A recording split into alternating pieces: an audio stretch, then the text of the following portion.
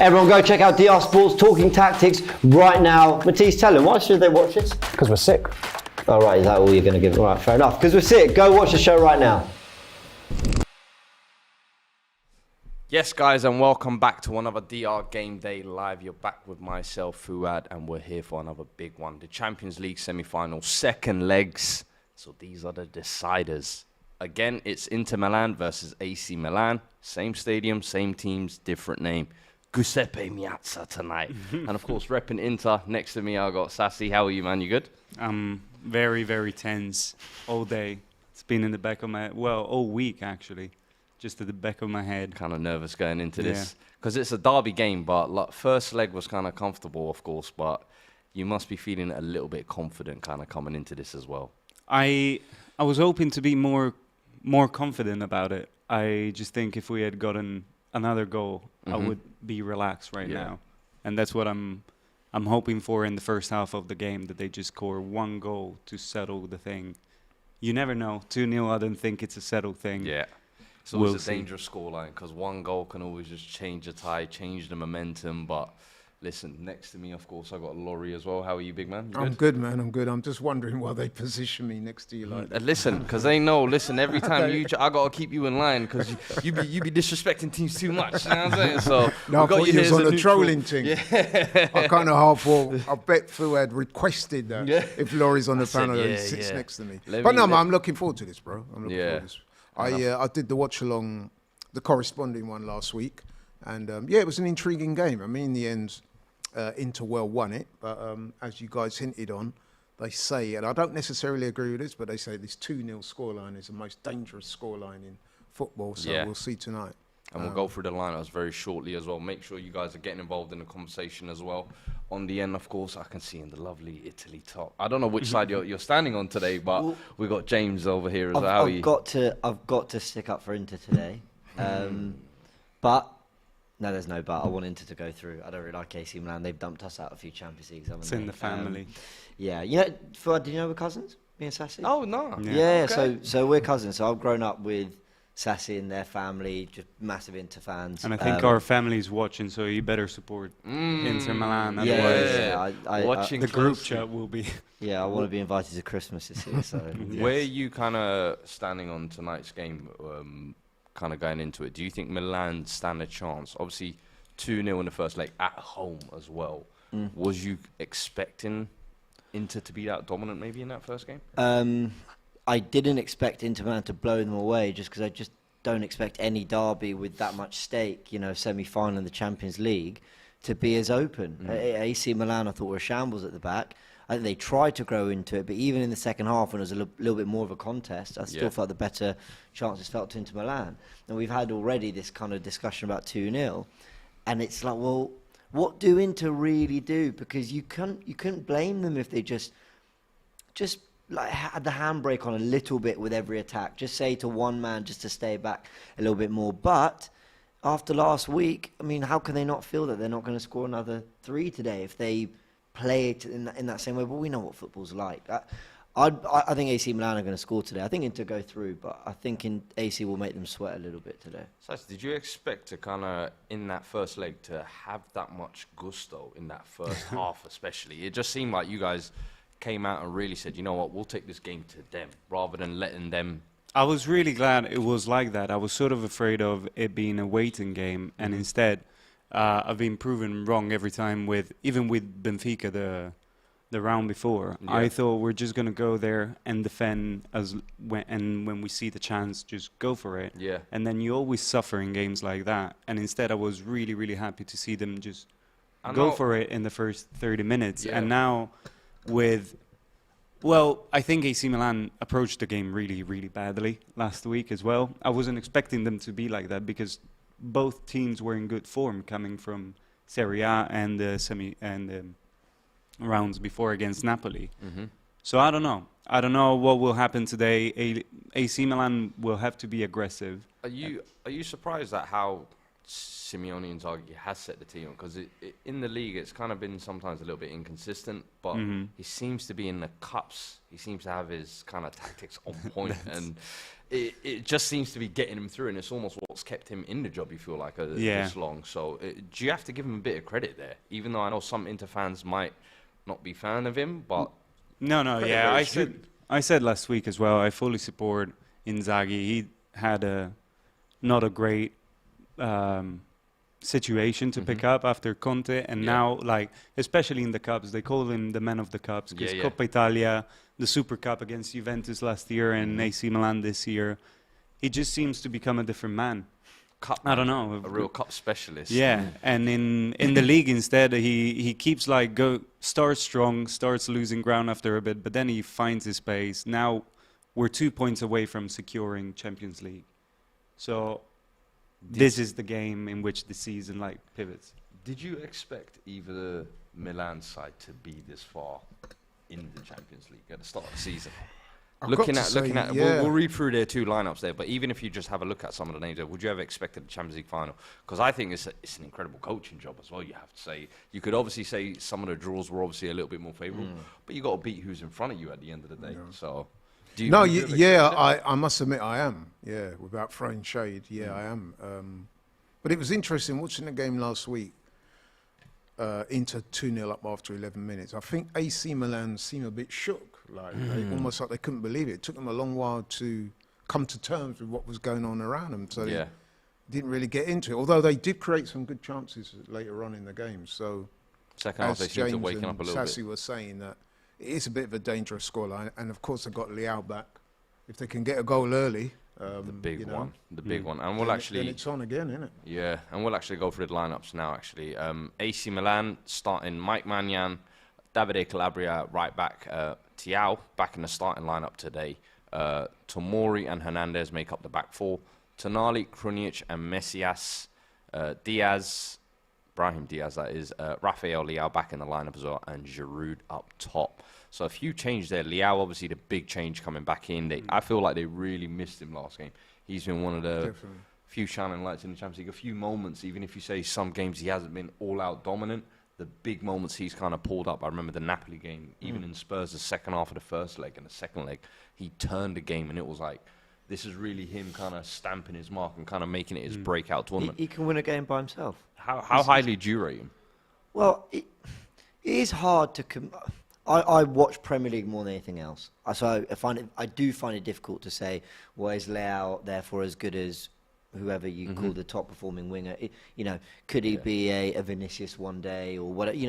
I don't know. What I do know is that when I watch him, he looks unbelievable. He can take 5 men out of the game and put it on a plate like he did in the last round against Napoli.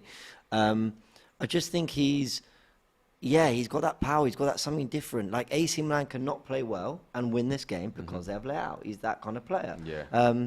We all long for those kind of players in your team because sometimes you're not always going to play well. I was going to say, Laurie, sometimes it feels like I always hear Arsenal fans wishing at points they would have signed him. Is he the kind of player that you feel would maybe push the boat out for Arsenal? Oh, yeah, he's a player, man. I remember people talking to me about Leao before the World Cup, and I remember for a large part of that World Cup, I was actually in hospital. I had an appendicitis, and a few other things happened to me. But so I was hospitalised, so I could watch the World Cup up closer. He was one of the names that people said to me to watch out for.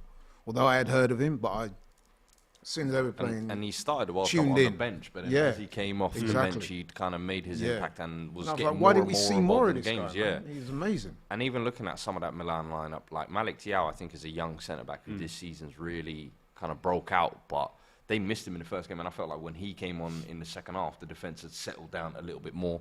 Kira's obviously a little bit more experienced, but the legs were kind of showing there. You felt like Calabria is another underrated one as well.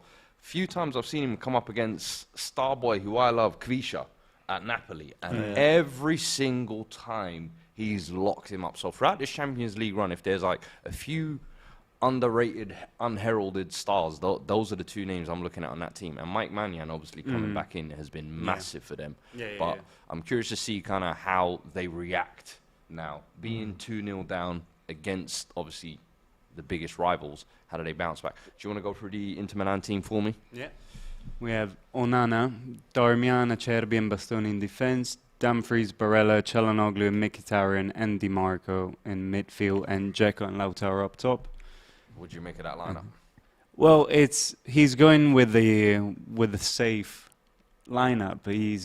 This has been the lineup throughout the season for most of it, and I think it's good that don't change anything at the moment. Don't risk any changes, and also bring in Lukaku in and Gozens and everything will be something that can change the game. I was going to say, would you maybe, considering Lukaku, obviously, with the big goal on the weekend, last couple of weeks he's chipped in a few big goals, would you have maybe started him, but then Dzeko and Lautaro, first leg? We always say that, like we were saying that last week as well, but then in 5 minutes Dzeko scores, and he has the experience and everything to do that in a game like this. And then if you have Lukaku coming in on a unbalanced result, then he can change it as well from the bench. And so how underrated?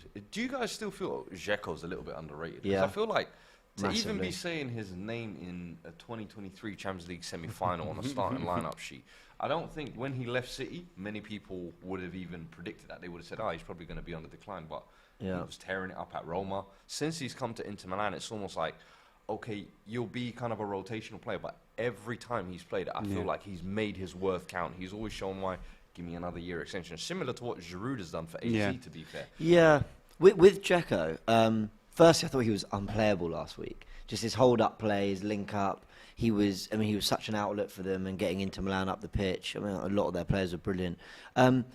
He's the kind of player that I'm going to sit here and say, I think he's really underappreciated. Every time I've watched him, he's looked very good, and I've been impressed. Can score goals with both feet, with his head. Quite a complete forward. But is he also one of those players that when your club have him, you maybe notice the things that Man City fans then... I don't want to speak for City fans, but I'm under the impression they maybe love him as a cult hero or whatever, but I don't know if they loved him as a player. I don't know if he was always appreciated, as a player. I think there was a reason he moved on, and I got the impression when he was at City that they rated him. Yeah, but he's one of those players. He was underappreciated, so it's almost like he garnered more respect once he'd left. But do you not think that's similar to Giroud? So, I can't stand it when rival fans tell me, you Arsenal fans didn't rate Giroud enough. Look, everyone has their own opinions, and that's fine. But for me, Giroud, if you look at his Arsenal highlight reel, unbelievable. But when you watched him for 90 minutes for 5-6 years or however long we got, yes, sometimes he was very, very good. He was never world class. He scored some world class goals, but he was never anywhere near world class or a great or anything like that. Yeah. He was a very good goal scorer who did a job in a certain way, but outside fans see Giroud as incredibly underrated. So I wonder whether there's that dynamic. But listen, credit to them both. They're playing in a Champions League semi-final tonight, and they've done massive things for their clubs. And Giroud's won the thing with Chelsea. So I think with both of those guys, I think what I would say they're pros, aren't they? Or people who respect the game, or people who watch the game like ourselves. You appreciate that guys, but he might go under the radar of, say, the casual fan, because he's not a big name. He's not got that sort of personality or charisma where you think, you're going to gravitate towards him naturally. But people that know the game know that these guys are very good players. And you talk about kind of underappreciated players there as well, but it's not just Dzeko. I would look at Mkhitaryan as well, and I'd look at Darmian as well, and those are two guys who you look at. I'll be honest with you, they've completely rebranded. Exactly, and it's a little bit about him.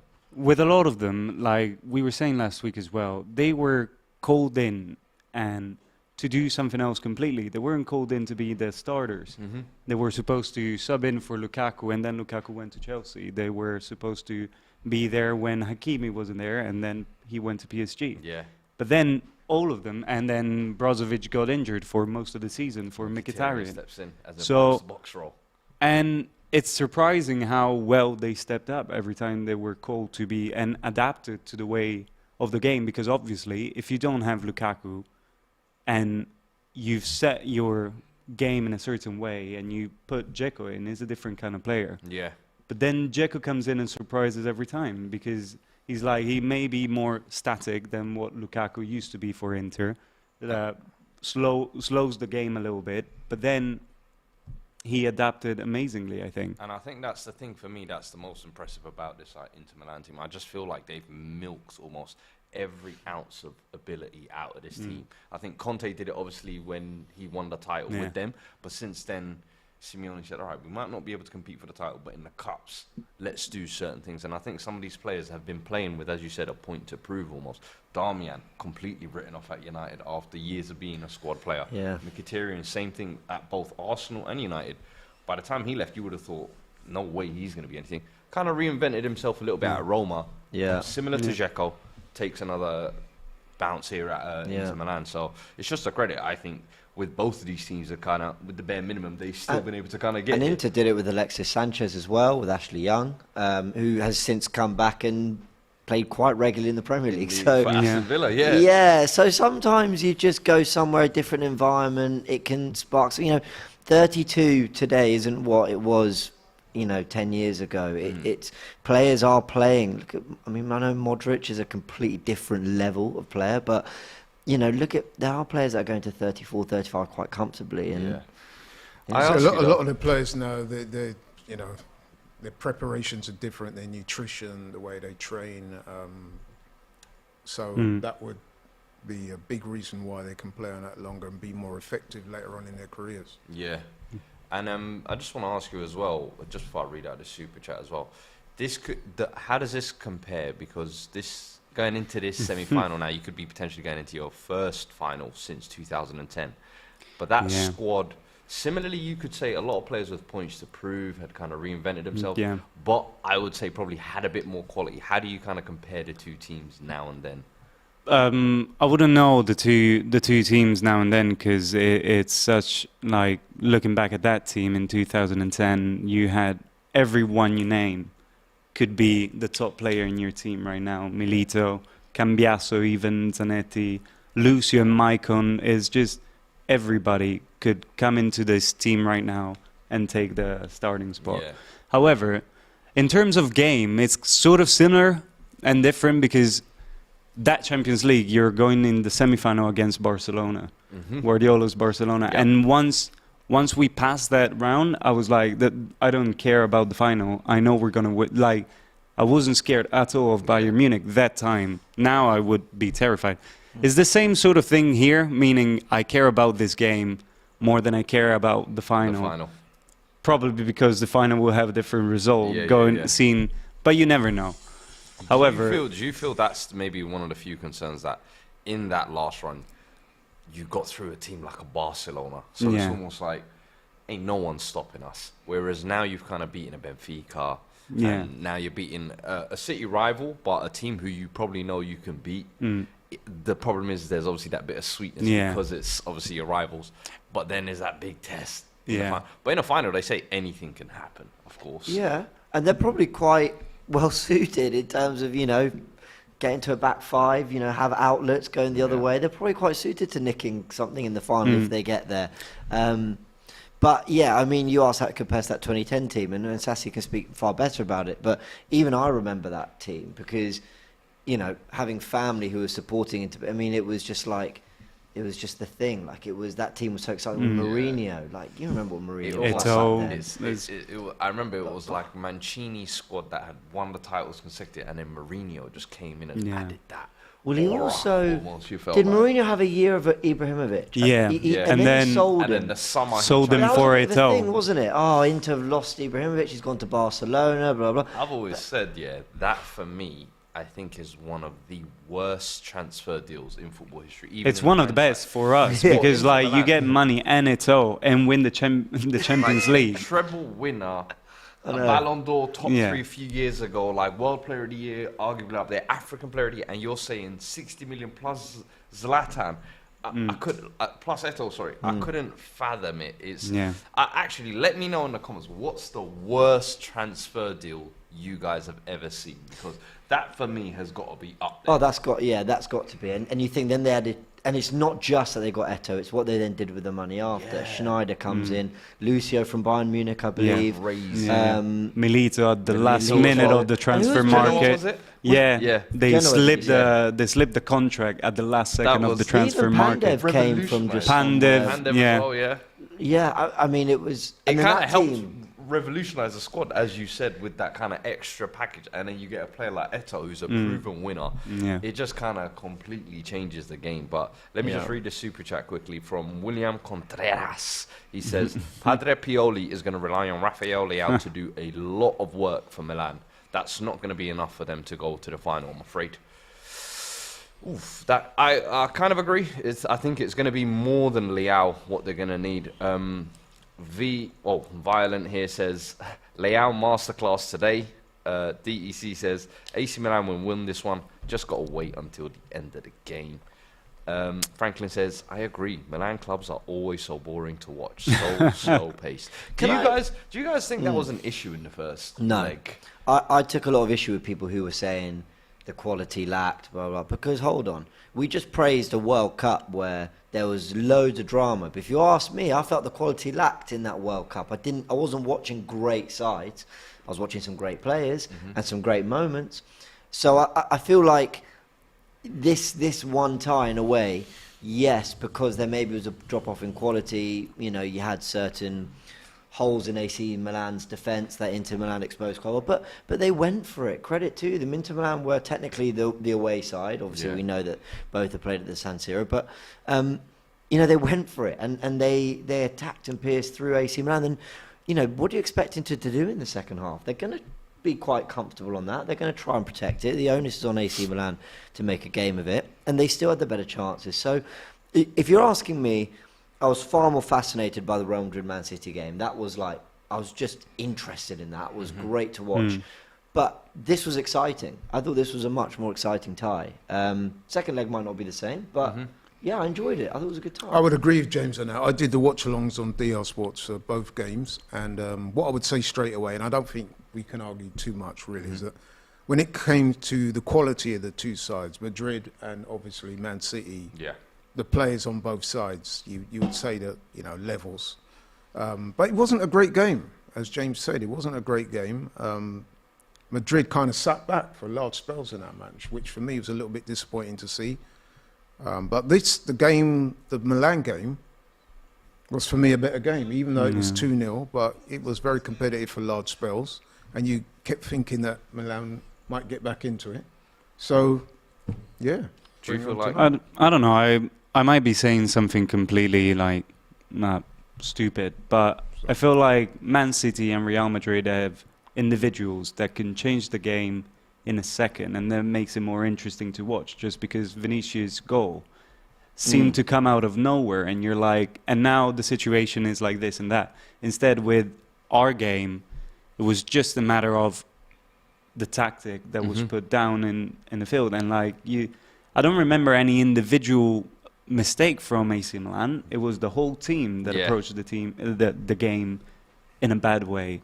And from Inter Milan, it wasn't the spark of an individual to do something. It was like the whole team working together. It was just. And I think you kind of hit the nail on the head there. Is you're looking at the quality and the kind of the money spent, if you like, between the Madrid and City, and that was kind of almost like we were spoiled for choice, having caviar and thinking, oh, this is Champions League football. Yeah. The next day, I remember tweeting out in the morning, I said, listen, I'm not expecting high tempo, high energy. I just want derby energy. I said, how often is it we just get a actual, genuine rivalry in a semi-finals? Yeah. And that's exactly what we got. I felt like you saw the atmosphere, you saw the tifos, you saw the flares, and then you saw the nerves getting to the AC Milan players at home. You're thinking, oh my God, this result is going a complete different way to what I expect. I said, this is perfect. This makes for a perfect story in the second kind of leg now. So I'm curious, but send your predictions in as well, and I want to get you guys' predictions before kickoff as well, as it's getting closer. I think we've got 5 more minutes. But let me get your prediction today, James. What are you going for? Let me just read out the super chat as well, actually, before you do. Because Guna Sans says, big up the watch-along crew. For the devil's advocate's sake, James, will you be supporting AC Milan? Also, how does James and Laurie, what do you guys think of Xhaka leaving? Yeah, we'll go into that for sure. So, okay. No, I won't support AC Milan because, like I said, they won't let me back in the house at Christmas. So I have to But I'll report fairly and unbiasedly on this game. So you got the Italy top on. I'll give you that. Yeah, I'm just unified. Good on Italian football. You know, Roma as well in the Europa League. You've got Juve there. You've got Fiorentina in the Conference League. Yeah. This is good for Italian football. I think Italian football's been appreciated more in the last year or two. Different winners and all that. So I'm just a win for Italian football and Inter Milan. Yeah. Anyway, on the Xhaka thing. I mean, well, we could have a whole 10-minute discussion about it, but in short, I think fair play to him for turning around what looked completely unturnable, really. Mm-hmm. He has been one of our best players this season. He has reinvented himself. The really harsh truth is, you want to compete with Man City, you probably need better than Xhaka anyway. Yeah. But other players need to be better, but they are young and might grow into better players. We feel they are going to grow into better players and are going to keep developing. With Xhaka, I think we probably saw the very best of him this year, and he's been, I'll say he's been a good servant to us. He's never not given his all. So credit to him for that. This year he's been very good. And, what about you, Laurie? I would echo that. I've been a long-time advocate of Dzeko when a lot of fans were not having him at all, a lot of Arsenal fans, that is. I think he's probably reached his ceiling at Arsenal. He's probably looking at it thinking that there's strong indications that Arsenal are going to strengthen in that area that he plays. I mean, you would have heard it, there's a lot of talks about Rice, Caicedo. Mm-hmm. If you're Dzeko, you're probably reasoning to yourself thinking, I've had a couple of good seasons, especially this season. Getting into that kind of twilight years of my career, I want to be playing regular football. Leverkusen have shown a lot of interest playing for what a lot of people think is a good young manager. The time is now. So he goes with my blessings, but I do appreciate with all the stuff that he's done. I hear it. Players are just coming out. Champions League theme songs nice are being sung. I'm sure there's a Mm. few hairs standing and a few spines tingling. But Sassi, let me get your prediction first. Let me go this way around. 2-0. 2-2, 4-2 on aggregate then. And you think you'll go through? I was saying before we got here, maybe 2-1 for AC Milan. I think Inter will score a goal. They have to.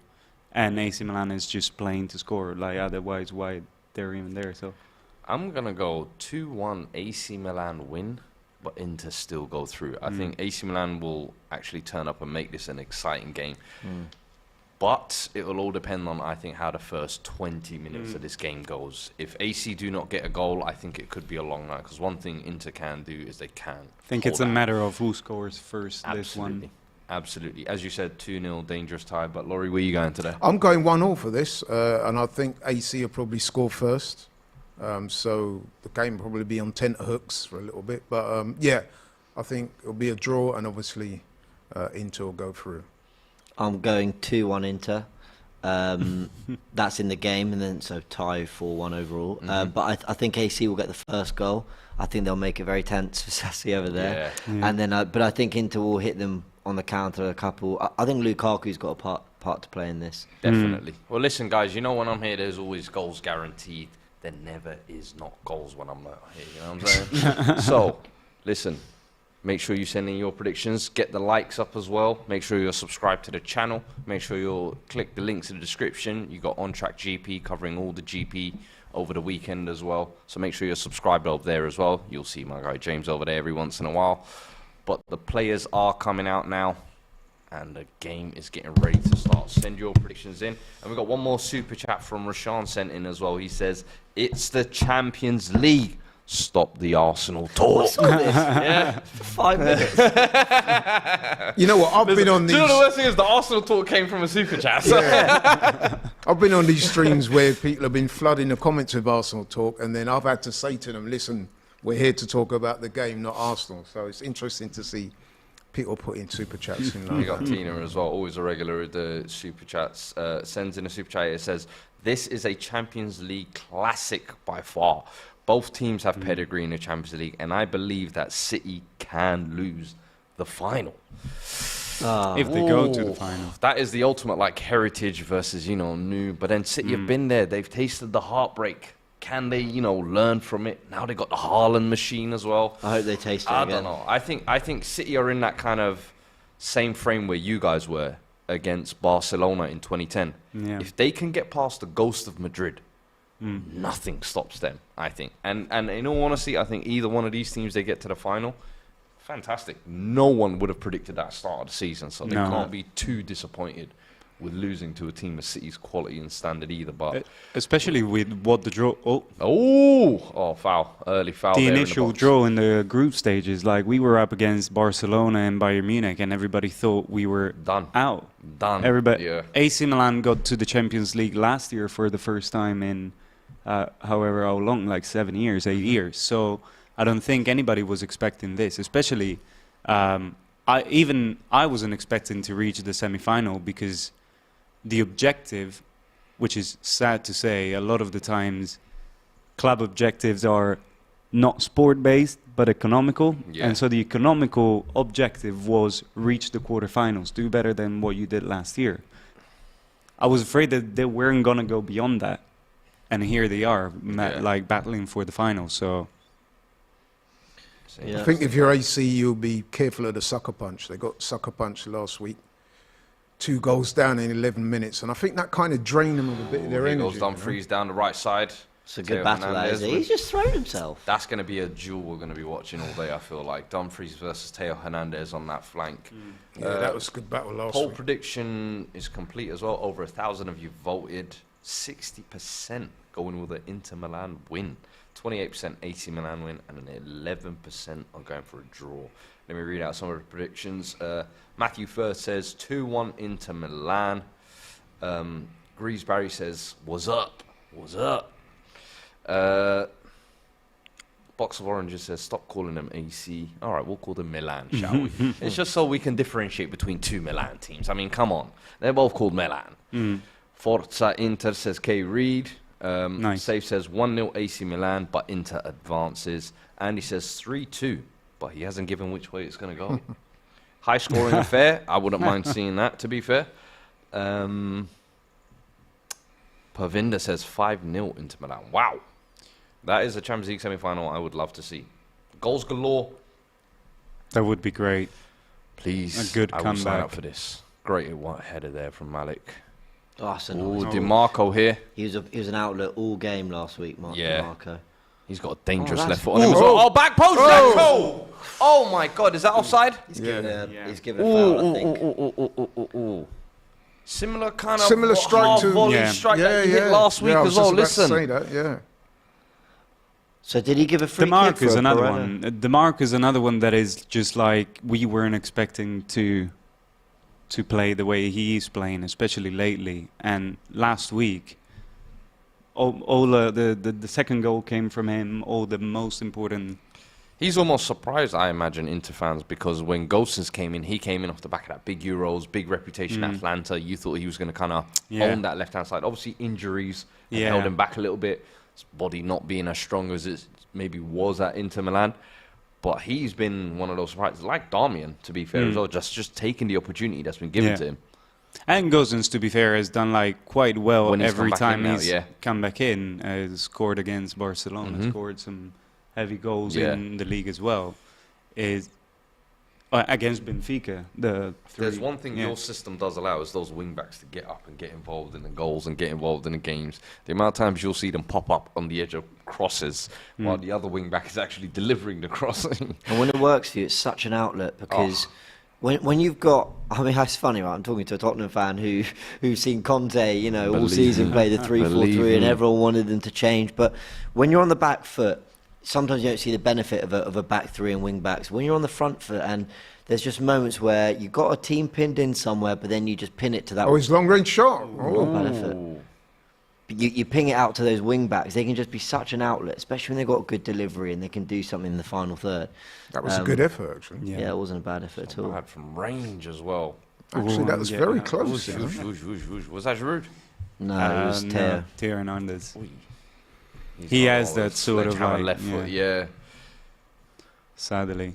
Super chat sent in from William again. He says, question for Sassi and James. If Inter go to the final, does that constitute a contract extension for Inzaghi? Inzaghi ultras would like him sacked. It's a question for you, Sassi.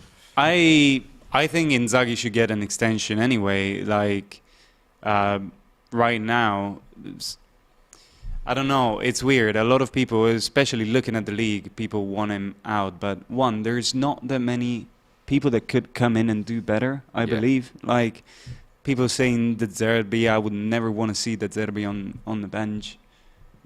I don't know. I think he's really, you wouldn't really want good. the Brighton manager to say. Interesting that, because I've been saying De Zerbi for me is in a perfect situation. He's at a club where he's taken over from Graham Potter, taking it to the next level, a nice crop of players, good recruitment.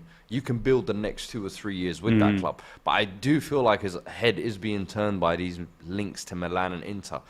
But I always thought the fans over there would welcome, because in the Prem, he's like the new shiny toy, almost like everyone would want De Zerbi if they could get him, it seems like. But to hear an Inter fan saying, stay over there. I've seen him at Sassuolo. I've seen him plenty in Serie A. I don't school us. I don't like him at all. You don't like De Zerbi. I don't know. I'm Is it his style of play or personality? Personality, I don't. He's very edgy. I have a feeling, yeah. But I mean, but I seen him style of play, maintain a knee slide the other day at the Emirates. I guess maybe because I haven't followed him here at the moment, I might not be speaking for past. You might stuff. be speaking too much from the past. So, but he hasn't achieved much in his time in Italy, I believe. I mean, Sassuolo was competitive for a little while, but always seemed to fall on the same mistakes. And also, I'm not a particular supporter of changing the coach every year and a half when things don't go exactly the way you want them. I think if you build trust, and especially if you have 1 year. Is that Barella. Barella just picking it up on the edge there? It almost seemed like he came back from an offside position, which caught AC off guard there. But he almost seemed surprised that he had so much time. Yeah. You see that? He is dangerous. He's a dangerous player as well. You do not want to give him too much space. It's a good start from Inter, though. Yeah. Yeah. I think they've looked the most comfortable with the occasion. I was saying about going back to De Zerbi. I was saying on the AFTV watch-alongs that we did that I didn't expect to see De Zerbi at Brighton at the start of next season. I've been saying it for a few weeks now. You don't expect him to be there? Because it seems like people have been talking about him for a while now. It's been on a lot of people's radar, and obviously, you know about the managerial merry-go-round, especially in the Premier League, but not just the Premier League, obviously, all over Europe. I would imagine that he will be one of those managers that will be much sought after once that merry-go-round kicks in at the end. That's where I feel like as a manager, you have to almost believe in your own source. And if De Zerbi really thinks he's that manager, go and see what you can do with Brighton, because Brighton are entering, I feel like, uncharted territory where they're going into Europe potentially. Yeah, I was going to say, and I think he thrives on that. He thrives on picking up these teams and building on it. I don't know how well he could do. Maybe because I haven't seen him doing something like this. With a big team where the pressure is high, you lose a couple of games and you might be sacked immediately. And that's what I said. He's in risk of, if he goes to Inter Milan and it doesn't work out for 12 months and he's sacked again, he could undo all the good credit he's built up at Brighton. This is interesting for Oh my AC. God, just a flick to the back post here. Oh, good defender. Just about get it out. First time we've seen Leon. Yeah. So. If we actually get a summer of not selling every player we have in the team, then Inzaghi can do something with what he has established this year already. And 2 years of work that then every summer gets destroyed because you need to adapt to every sort of market transfer. What is the problem financially at Inter Milan? Because it seems like there have been issues since COVID. Yeah, since COVID pretty much. But every other club's kind of gone back to normal, spending a bit of money. But you guys have most recently even removed the sponsors, Digibets, from the front of your jersey. I know before that you had the San Inter token sponsor. You changed that, which was an in-house one because you couldn't really attract anything after Pirelli. So what are kind of... Oh my God! Onana coming out there and the ball just scrambled away there from Darmian, I think it was. Giroud causing a bit of havoc. He can do that. Yeah. Big lad, good in the air. Messias just floating one back post and Giroud, just across. No foul there as well. I think just in time. Look at that. Yeah. Ooh. I think the goalkeeper got his sums wrong there. And Dumfries was just following Giroud the whole way. Wasn't looking at the ball. Sniffing at that boy. Here he is to take the corner now. Well, they've upped it a bit. First time we've I like this. I like first this. time we've seen any sustained pressure from AC. Listen, I'm hoping for AC Milan, a few goals from them, man. Since there's too much Inter support here, so I got to be the party pooper. No, go for it. Don't blame you. Come on, Leao. Good header away. All right, can they counter here? Oh. No. The ref's letting Oh, play yeah, on. it is. Wow. Oi, Tonali. Oh, Oh, That's goes good. past Mkhitaryan. That's good from In the Tonali. box, bro. Oh my God. oh, What a save from Onana. That probably should have had a better finish there from AC, but wow. Was that a foul on Barella before the move? Yeah, I think so. I think they'd have gone that's what mad at Inter the are ref. claiming on. And Barella's still down, complaining about the injury. Well, Barella complains too much. As an Inter fan, I have to say, Barella does complain too much, but I think that was a foul. That was...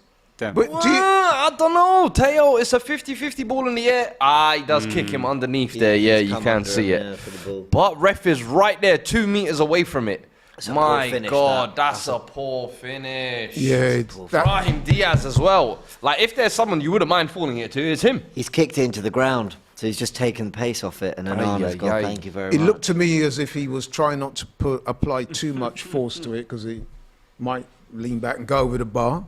But the finish definitely lacked conviction there.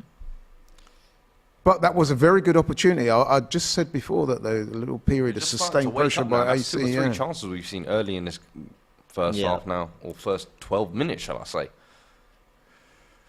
Man, 2 Italian teams That was giving brilliant. us an affair. This feels Brilliant from nostalgic, Tonali, man. Yeah. That's just... Come on, you got the whole right side to go for. You got through the laces. You're running onto that as well. So glad it was him. And He was nobody trying else. to place it, wasn't he? And in doing so, the shot Trying lacked to be conviction. too perfect, too cute. We've all played football when you really need a goal and that chance comes and you just think, I'm just going to hit the target. Last thing I want to do. Yeah. Just sky this one. Paolo Maldini in the stands there. Obviously, yesteryear Champions League winner with AC Milan. Last week we had a few dignitaries at the game. I think so, Yeah? My God. Last week we had a few dignitaries at the game. Djokovic was there last week, wasn't he? Yeah. Oh, apparently it was it the Rome Masters was on or something? I don't know. okay. Some tennis. I think there I was think- a tennis event on. But isn't he a Perisic, supporter of one of the two here we clubs? go. Go on. Dzeko on the left here. Go on. Rish cuts inside of Tomori. Goes wide to Cut it Dumfries. One more in the middle. Barella. Oh, Great what a save from save. Mannion. That was really well worked as well. Great play from Inter Milan there. Just catching AC on the counter there. Oh, he's Dzeko miles off. might just be offside, but he might have been kept on by Teo. I don't Man, know. he the beats flag his was man up. a little bit too easy there. What a save. That is strong wrist from Mannion. Mike. Magic Mike. Good football. It's coming alive now this time. I Yeah, love this. I love this. Listen, the Italians are back, man. Do you feel like Serie A is coming back, though? Because you look at this semi-final now, you got AC Milan, you got Inter Milan. In the Europa League, you got Roma, Juventus there as well. In the Conference League, you've got Fiorentina there. Is Italian football starting to feel like it's maybe not even as strong as it was? Because even if you look at the league, the last 4 seasons, you've had a different winner. You've had Yeah. Napoli this season, you had AC Milan last year, Inter the year before, Juve the year before. Is it kind of back to being that kind of nice, cool league that it was maybe 20 Certainly years ago? feels that there's a bit of a renaissance, yeah. Do you feel I like think that's definitely the top team has gotten stronger through the years. And, I mean, in the past couple of years, it was always an unexpected team like Roma reaching the semi-finals against Barcelona or Yeah. something like that. But a little on and off. Atalanta as well, doing really well, but then dropping lower and not reaching Champions League the year after. So Yeah. it's nice to see a competitive league again. Then I don't know how well they match with the rest. I mean, they're all high in semi-finals in Europe, so that certainly says something. Yeah. And beating Barcelona is something that a couple of years ago I would have said we're never going to beat Barcelona. And now we did in the group stages. But then again, you have City, you have other teams that you're like, do we have the level at the moment to compete with them? There's almost like a super level yet still to reach, but I feel like it's at like a nice competitive stage at least, where I think you could play a Napoli, an AC, a Juve, an Inter, and they'll kind of all give you a decent game. They can all beat you on their day, but then it's also a case of you might be able to beat them if they're not kind of up to their levels or playing up to their standards, if that makes sense. And you can see that with Juventus. I mean, who would have thought that they would have dropped out of the Champions League at the group stages, losing to Maccabi Haifa? Do you feel like their downfall has been a part of why there has been this renaissance in Serie A? Because it seems like the other teams have caught up a little bit as they've kind of been, whether it's self-imposed penalizations or just bad recruitment, the whole Ronaldo saga kind of not recovering from that. But there's been so many factors over why Juve have kind of just trickled back amongst the other teams. I mean, maybe if you asked me, if you told me right now, Man City aren't going to win any of the next 5 Premier Leagues, who do you think will? I probably would give you 3 different answers. Like, I think you could make a case for 3 or 4 clubs. So maybe there's something in that. You know, Juve not dominating has opened the doors. And who was it first? Yeah, was it Inter who won Milan, the first after Juve? Conte changed. You know, he famously said, "I started the Juve run and I ended the Juve run." AC Milan then won theirs. Napoli. So, I mean, maybe there's something in that. I don't know. Because do you feel like the Premier League could be like that? Maybe if there was no City, Arsenal could have a run. Maybe I'll tell you what could be interesting. As we all know... Sorry, not to make this back to the Premier League, but just No, I'm just kind of thinking the comparison. It just kind of makes sense, actually. What could be interesting is we all know Man City have got this financial fair play thing coming up, all the charges that are against them. It'll be interesting to see what happens as a result of that. Also, you got to say that there's a few clubs that underperformed this season that I would imagine, and I'm going to include Spurs in that as well. You'll be pleased to know. But yeah, United, Liverpool, Chelsea, people like that. Yeah, they're going to come strong. We're already strong. We'll be stronger next season, I hope. So it could be that City will be tested next year again. So do you feel like there is a potential bounce back for Juve with these 2 AC? This is good. Oh my God, great cross there from the right from AC into just getting it out there. Can they counter? I don't know. I mean, Juventus is still second in the league at the moment as we speak, so they're clearly points restored, wasn't it? They have, but they'll probably be knocked out again. End of the season. An even bigger penalty should be added in the next couple of weeks. It's being said now, but I mean, I don't know, because it feels like this year especially. I mean, Napoli had a great run. Like, don't get me wrong, absolutely fantastic. But it sort of felt like a game of who didn't want to win it, rather than... And so all the teams that were from second to like the 5th, the reason why we're all there is because every time one drew, all the others would draw. And like every one lost, or every other... I'm not joking with you though. It weirdly feels like our top 4 races like that.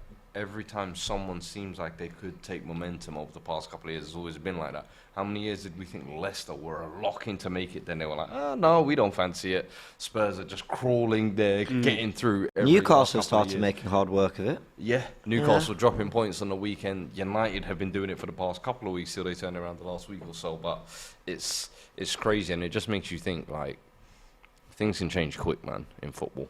Yeah, it's funny because to the outsider looking in, they might be looking at City winning the league how many times in the last 5 years and thinking it's a fairly uncompetitive league. But really, everybody that watches it will tell you nothing could be further from the truth. Yeah. Because as we know, on any given day, adverse results or results that you weren't expecting can happen. And even you look at the downfall of Leicester, who look to all intents and purposes like they might be relegated this season. It was only a few years ago they were winning the thing. You know what I mean?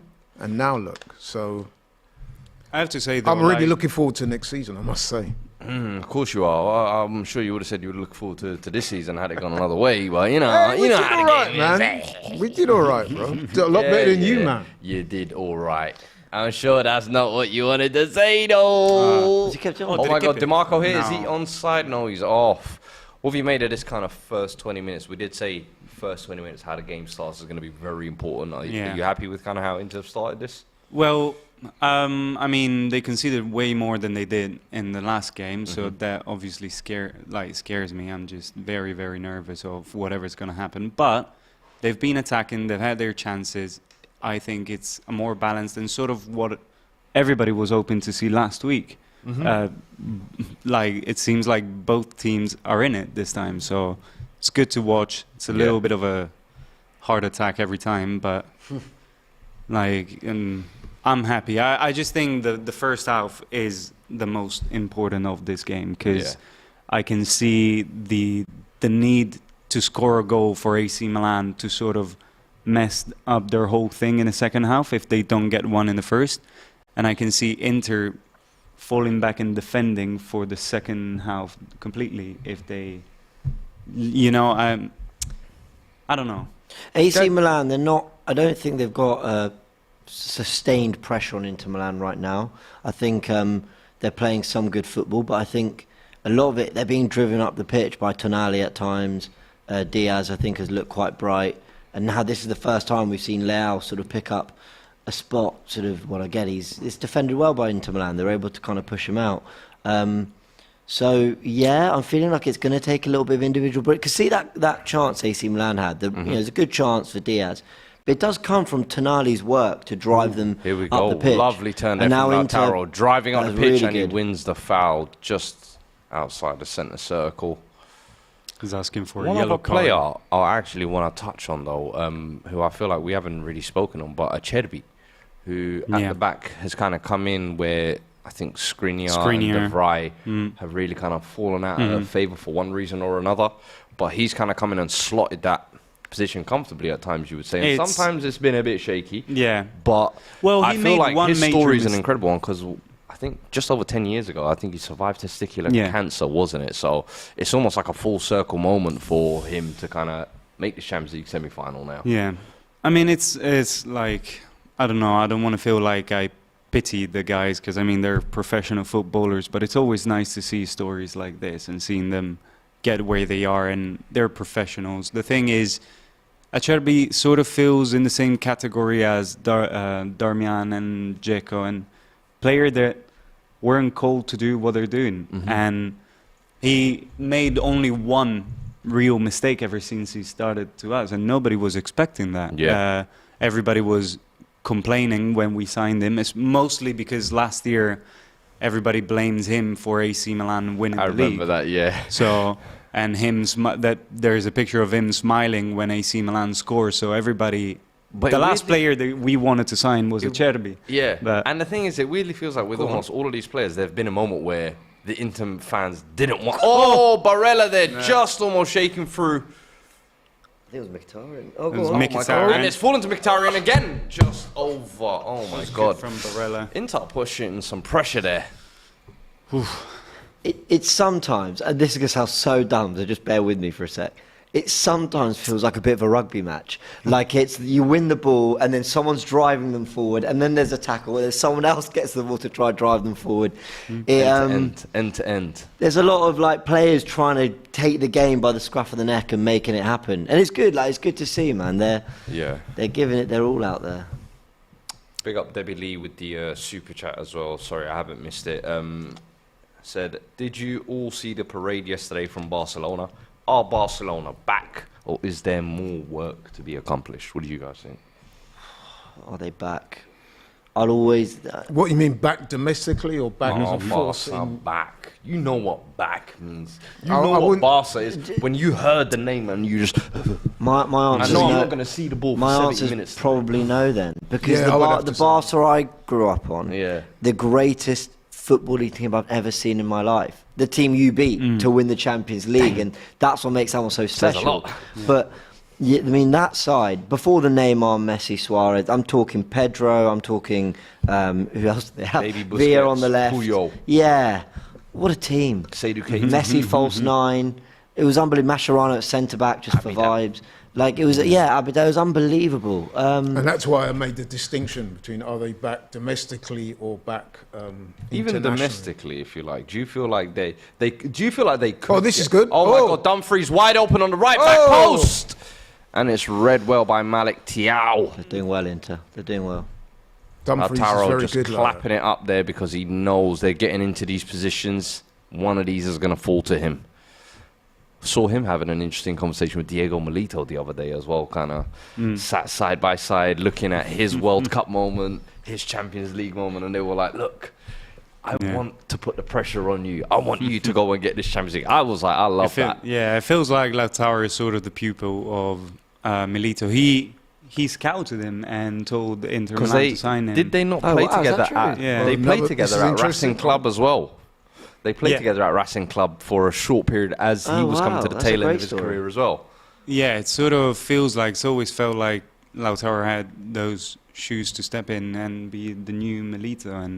And I feel like he has the potential to do so. And I really, really like the guy. I think there are certain moments in the season where he's unstoppable. He's always played like...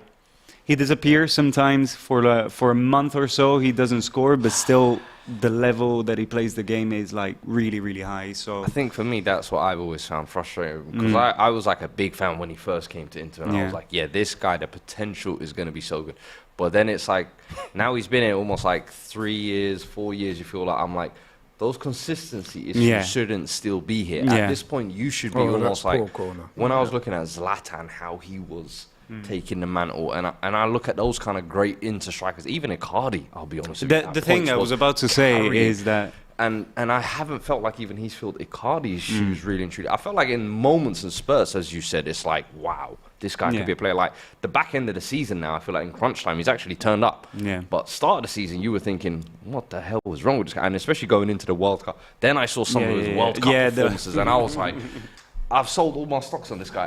He can't be trusted, especially in like crunch time, big moments when you need him.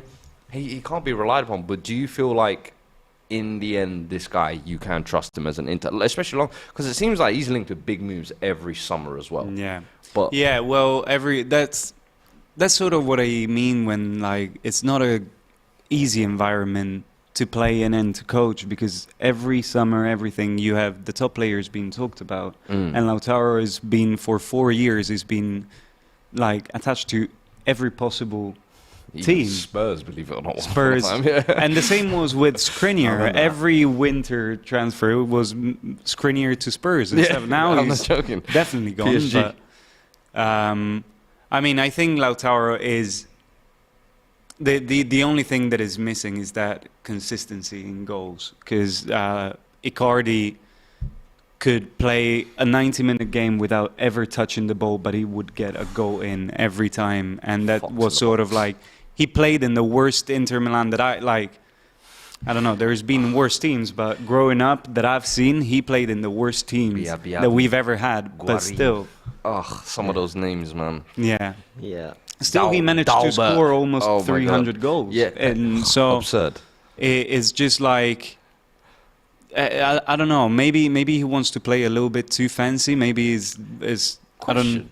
With Lukaku potentially, obviously going back to Chelsea at the end of the season, I don't think you guys are going to take up the option because it's just. I don't think we can afford it. Yeah. No. But I'm seeing Icardi tearing up in Galatasaray. I've seen marriages get rekindled. Yeah, I mean, even Lukaku is a marriage. And Lautaro, maybe that as a strike partnership next season because you're going to need someone. You can't rely on Dzeko, who's 35. So a lot of people will criticize. A lot of Inter fans might criticize me for this, but I would take Icardi back. Yeah, just because of that. Because you, at the end of the day, you need to score goals, and most of the most of the games we've lost this season is just because we created the better chances, the most chances, and never finished it. So, but didn't he fall out with the Inter Milan fans badly? Yes. He felt. Then you can't go back. That's why you said. That's the thing. Like the only thing I see it unlikely is that it wasn't a great. Like he was refusing to put on the shirt, as Spalletti said. And he was right. He was saying when you're the captain of a team and I have to convince you to put on the shirt and get on the pitch, then you don't deserve to be fully agree. Yeah. Fully agree. Yeah. So I don't know if the thing is like it was a whole drama that doesn't pertain to the game because like game wise I would take him back every day. Then there's too much politics potentially. Then I don't know. I'd much rather like if Juventus is definitely like out of the European Cups and their players are being like sold out for like Vlahovic could be a good signing, but Zlatan 2.0. Yeah, but again, it's a lot of money for, I think, especially buying from Juventus. Inter love taking advantage of a weakened Juve, innit? Yeah, I remember last time you lot went shopping there as I said, "Hey Vieira, come. Hey Zlatan, you two come over here." Yeah. Like, oh man, you lot and then love pass it on to Milan every time. It's interesting hearing what James was saying there about because with Lukaku, there was another striker that when he had his problems at Chelsea and he announced that he wanted to go back to Milan. I seem to remember a lot of the Inter fans saying they didn't want him back. Is that right? Yeah, I didn't. Like, to be fair, I didn't want him back, but not for any personal reasons, just because it was a risk of you throwing away every other potential transfer just to hope to get something back that, like, we saw the season that he did last year at Chelsea. It wasn't the same Lukaku as the year before. So, But I'll give you credit, Sassi, because I remember that. Hernandez. Yeah, is he going to get a booking for that? Well, Dumfries was quite low, though, wasn't he? Yeah, I don't know. Yeah, I would agree have a with look that. at this on He VAR. was, yeah. They'll probably just give the foul. Yeah, because it was interesting to us in this country. There you had Lukaku, and he got accused of being very unprofessional.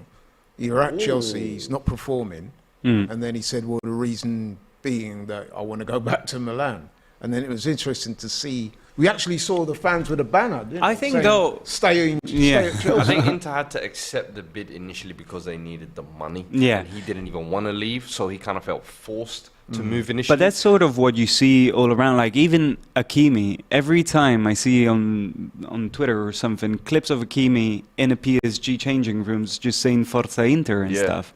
And he was sold because of money. So when you get a group of players that play for the team and not just for the money, and then they are forced to go away, I think then you get those sort of situations. And especially because those guys won as a team as well with that title. They probably formed like a bond, you felt like. But I don't know, football's a funny old game when it comes to transfers, man. People can love you 1 minute, people can hate you the next. But I always say, with Icardi, even as much as there's politics and there would have been history, I guarantee he comes back, scores 3 goals in the first 4 games, and everyone's like, fans are fickle. Mauro. Jorginho, Arsenal fans didn't want him. He knocks one in the back of the net off Emi Martinez's 97th head. minute. And that's it. A goal. That's all you need to do. Like, everything, man. A goal in the right game as well. Let it be a game winner. Let it be a 93rd minute. Let it be against the rivals. Whew. It's different. The game is sort of from Inter.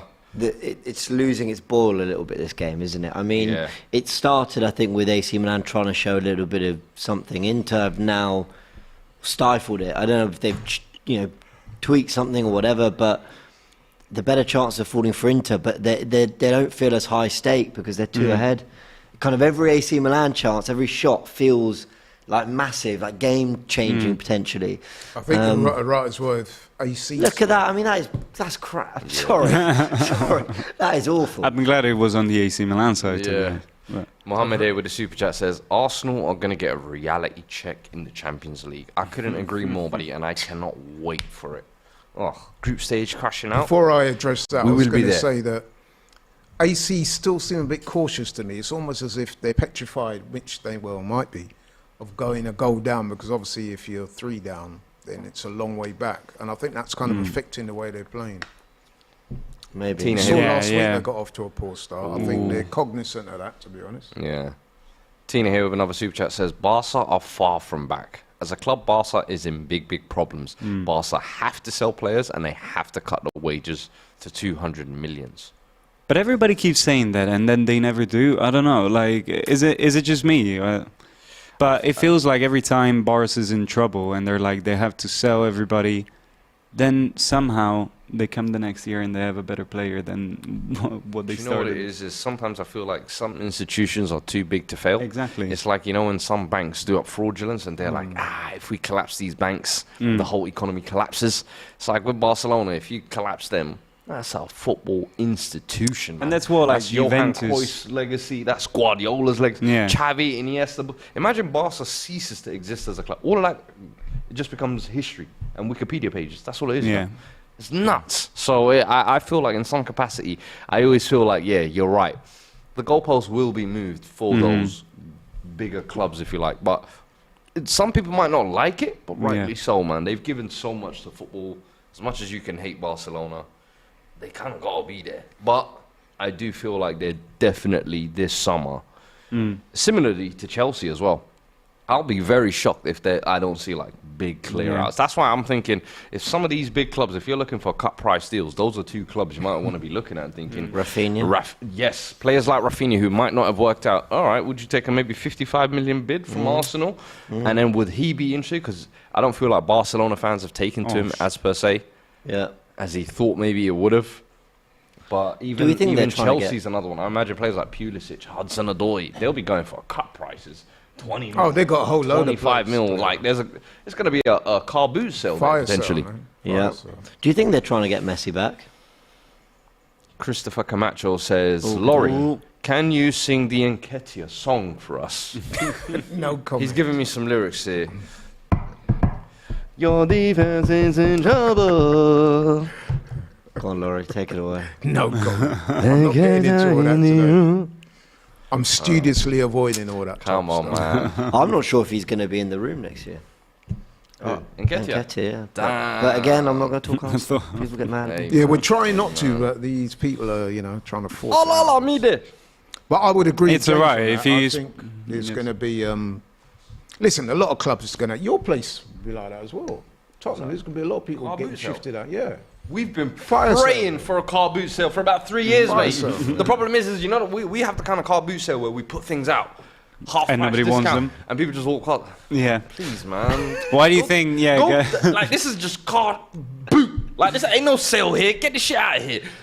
The only reason why we always lose the top players is because beyond the top players, nobody wants the rest. So, like, if you put up Gagliardini for 20 million, Ain't people nobody are like, interested. We've been trying to sell Harry Winks for 4 years. We've been trying to make that shit sexy. He's now this is Sampdoria, Leo's 20th in. place. Can he get a shot? Oh, shimmy. Oh my God. That was Just very close. missing the back post there, and I thought he was going to hit that near post. Wow. Was that a cross? No, No, that was a no, finish, no. man. And It's this is very what he's close, capable of. This actually. is what you were talking about, those individual moments. Oh, is that a handball in the build-up, though, and a foul on Darmian? No, it was a shot. The shake and bake he gave to Acerbi there, though. Ay. I know his groins are hurting. It was a handball. Bastoni claiming handball there. You can make a claim. It did hit his elbow. Darmian again shrugged off the ball. Is that a foul? Yep, he's given that one. Weird he went with the side foot there, Leao, because that's always going to spin away from goal. You would have thought that would have been laces through Yeah, it, innit? just smack the thing. That's why I asked if it was a cross, because it... But It looked like a shot to me. no, it was a shot, it was. Yeah. But anyway, who am I to complain Closest about they've his been in a technique? while, though, to Yeah. anything productive. Yeah, it's been a very another foul. Yeah. stop-start game. Both teams have had kind of moments for 2 minutes, and then it kind of fades away. It suits Inter Milan. This is what You know Inter what I'm Milan- getting? I'm getting a feel from this game that both sides are still nervous because you got Inter.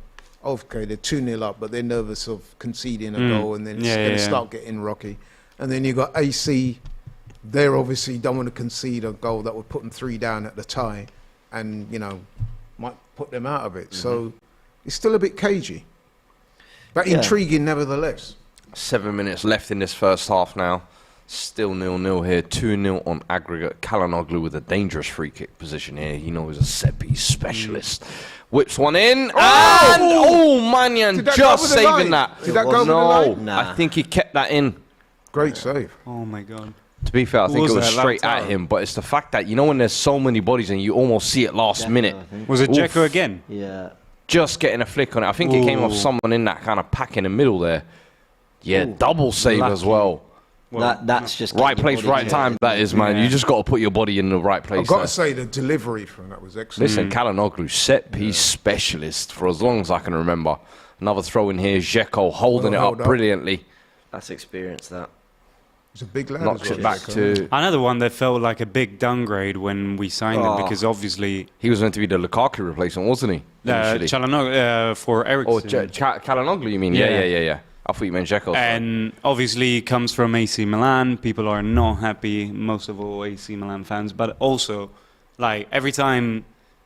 Before every derby, you get AC Milan fans being like, Çalhanoğlu takes over Eriksen, Giroud is better than Lukaku, and you're always like, what are you talking about? But then Çalhanoğlu comes to you, and you can be like, oh no, yeah, he's shit. Yeah. Like, but we weren't expecting him to be as good as he is.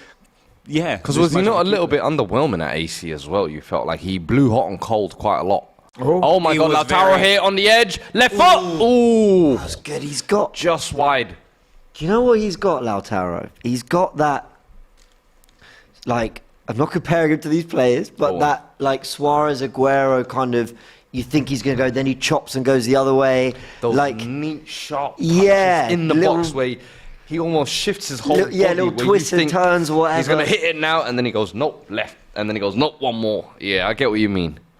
It's that low centre of gravity. Yeah, man. stylistically. But I love strikers like that. You're seeing less and less of them. It's always South Americans, though, isn't it? I'm still wishing that he hadn't gone down in the previous game, calling for a free kick. If he had stayed up and actually finished, yeah. Because there he just sent Tomori out. Kier had no idea what was happening. I thought that would have been like, you know, one of those iconic Champions League goals in a semi-final derby. You just cooked Tomori, who is getting lauded by Maldini. Here's your 100th appearance award and all sorts, and you've just flayed him in broad public daylight. You're flogging him and pack that in. That's why when the penalty came, I was like, all right, it is what it is. It's a nice moment, and it'll be a viral for a day or two. But if you buried that, that puts you up in the rafters, mate. Mkhitaryan's just gone down here with an injury as well. It's looking potentially a serious one. He's not getting up and shaking his head. Brozovic? He's just coming back from an injury as well, isn't he? So, which is why he hasn't been kind of starting as frequently. But he would be kind of the.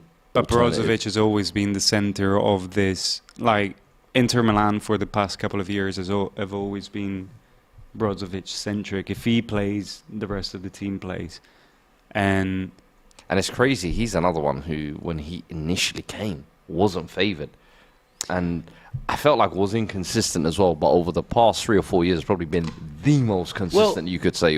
But Perisic had the same thing. Perisic is somebody that he was every loaned time out to Bayern, I remember. Well, that was more. That was a whole Icardi thing. Yeah, because he had issues with Icardi, and Conte came in and was like, I'll have none of that, send all of them away. Rah. But Perisic, every year, I remember when I had the season ticket, you'd go to the stadium and everybody was insulting Perisic in one way or another. Really? People didn't want to see him on the field.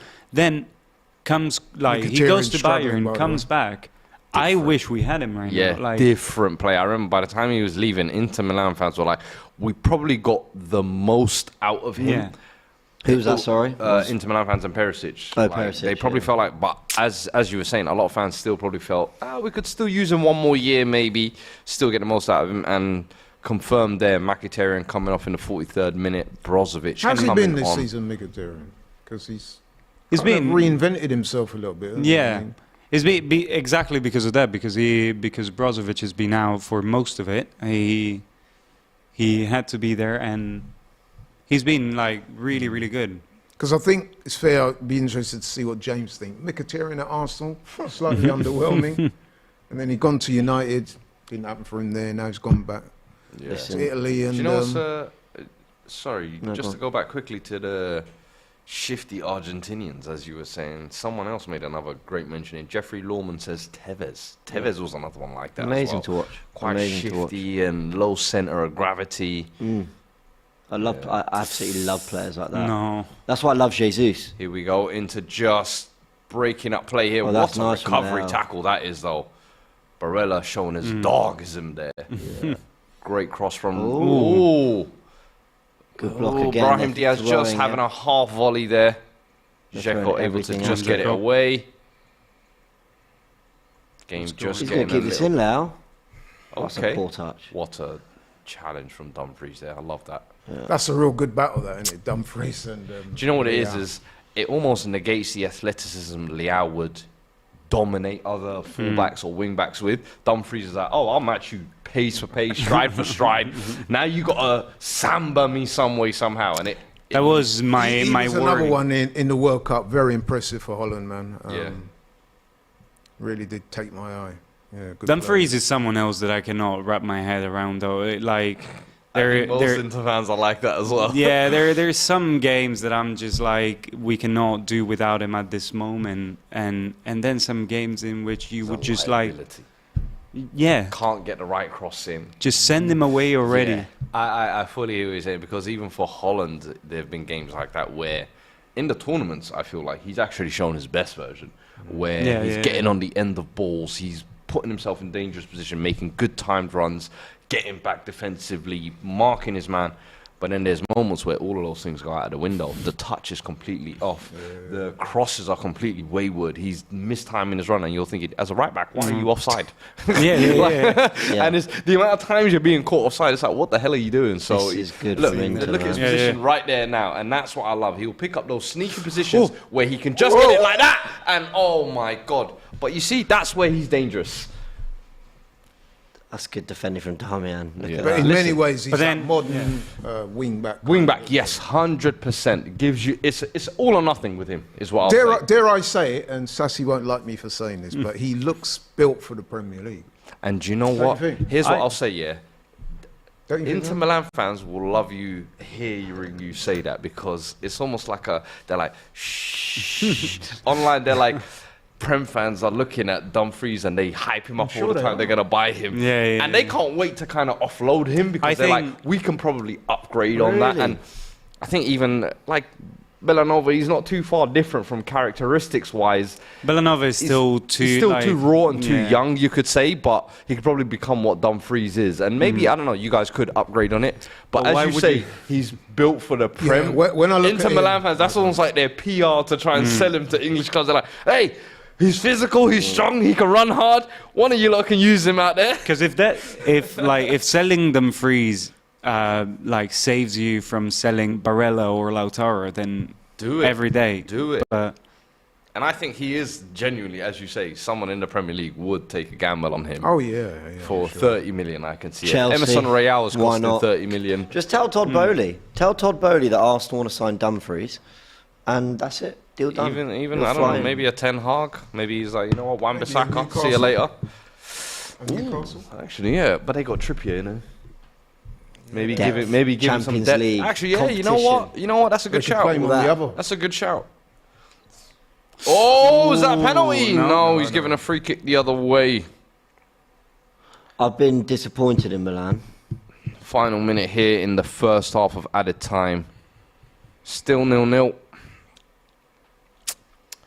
Has he given the free kick to Inter there? Yeah.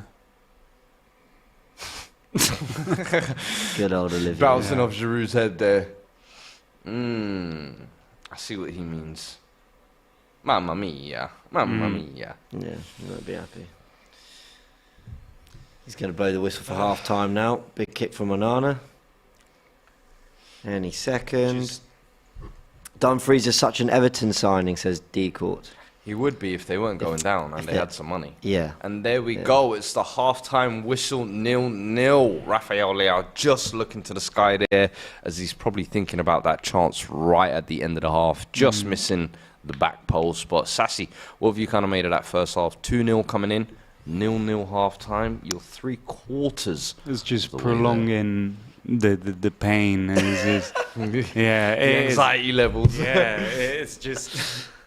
but I don't know. I was expecting something a bit different. I was expecting what we saw in the first 10 minutes, and it's weird that they haven't held it up the whole way through I don't know. It's sort of as he was saying, that they're both scared of conceding a goal at this point. Does that what you feel like, Laurie? That at the moment both teams are kind of feel that nervous. If you're after that first 10 minutes gusto initially.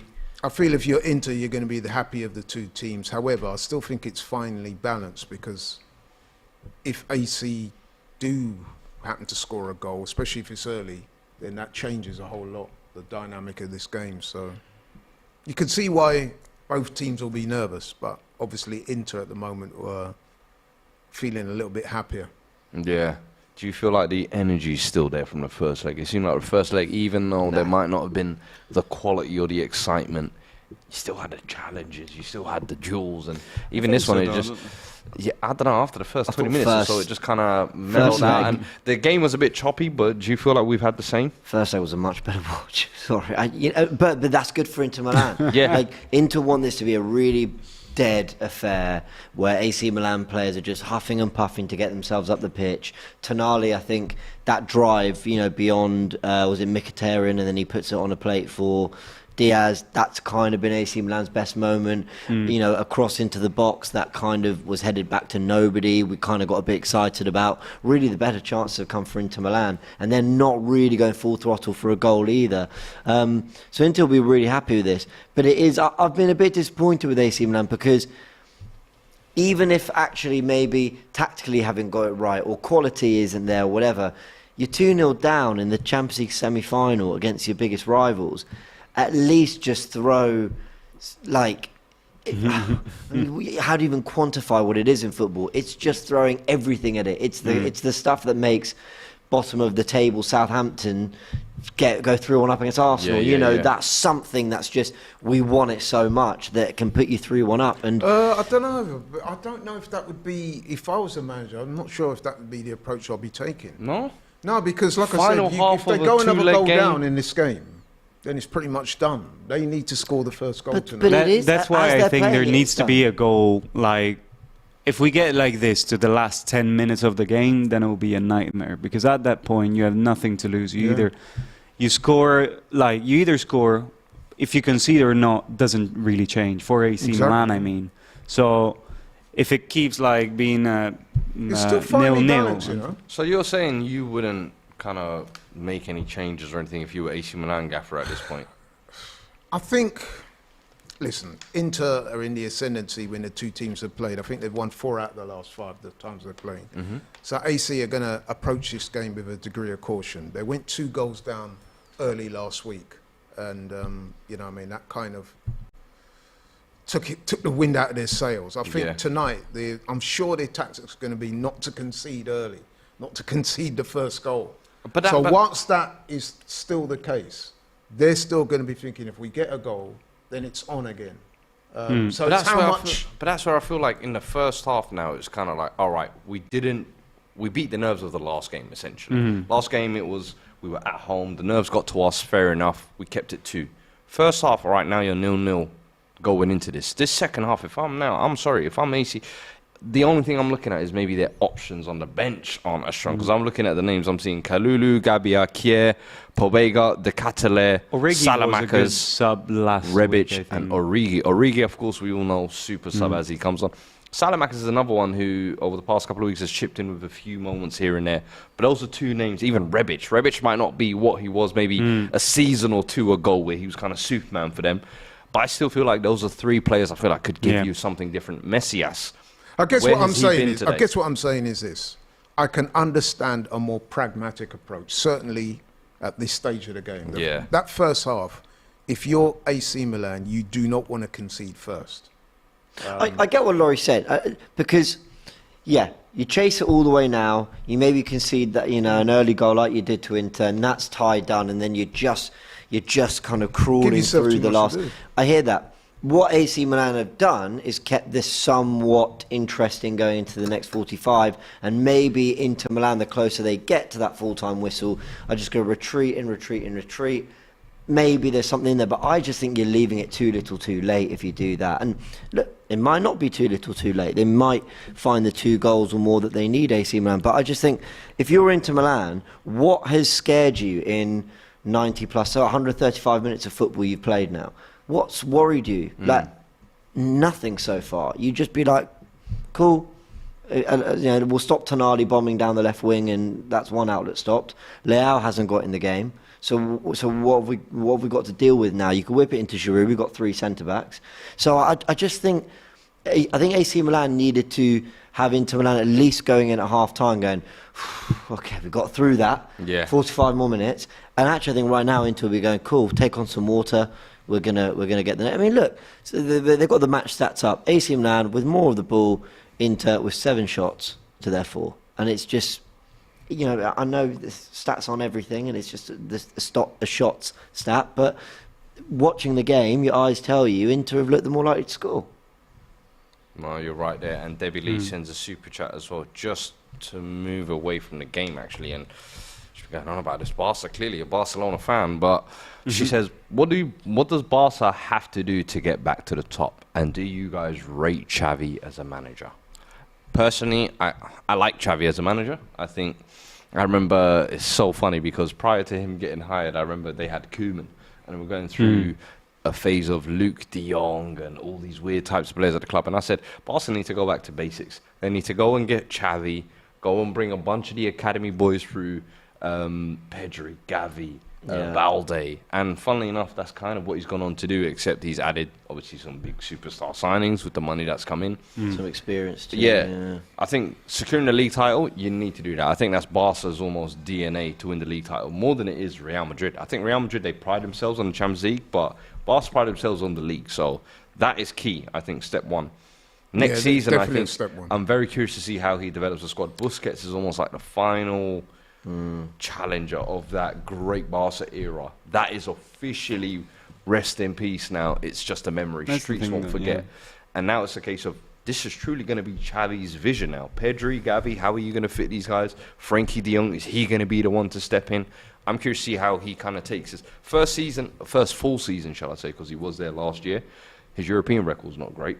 His cup record's a little bit shaky. But I think in the league, that was the main objective this year. And I think it's mission accomplished in my eyes. I don't know about you guys. Well, yeah, so the question, what do Barca have to do to get back? It is be a real force in Europe again, because that is just the standard at Barcelona. You know, even when they weren't winning Champions Leagues, they were brilliant to watch. And look, it's difficult because there's so much money in the Premier League, so a lot of big players are making their way to a select 3, 4, 5 clubs there. You know, Real Madrid are just cleaning up in the Champions League year after year, but to not make it out the groups 2 years in a row, I mean, that for starters needs to stop. And then I think their record before that, they hadn't got past the quarters, right? No. In 3-4 years. And some of their exits from 3-0 up against Roma or something like that, dumped out, or 4-1 up, was it? From 3-0 up against Liverpool, dumped out. You've got to be a part of those big occasions again. That's when Barcelona are back. Like, credit, they've won the league.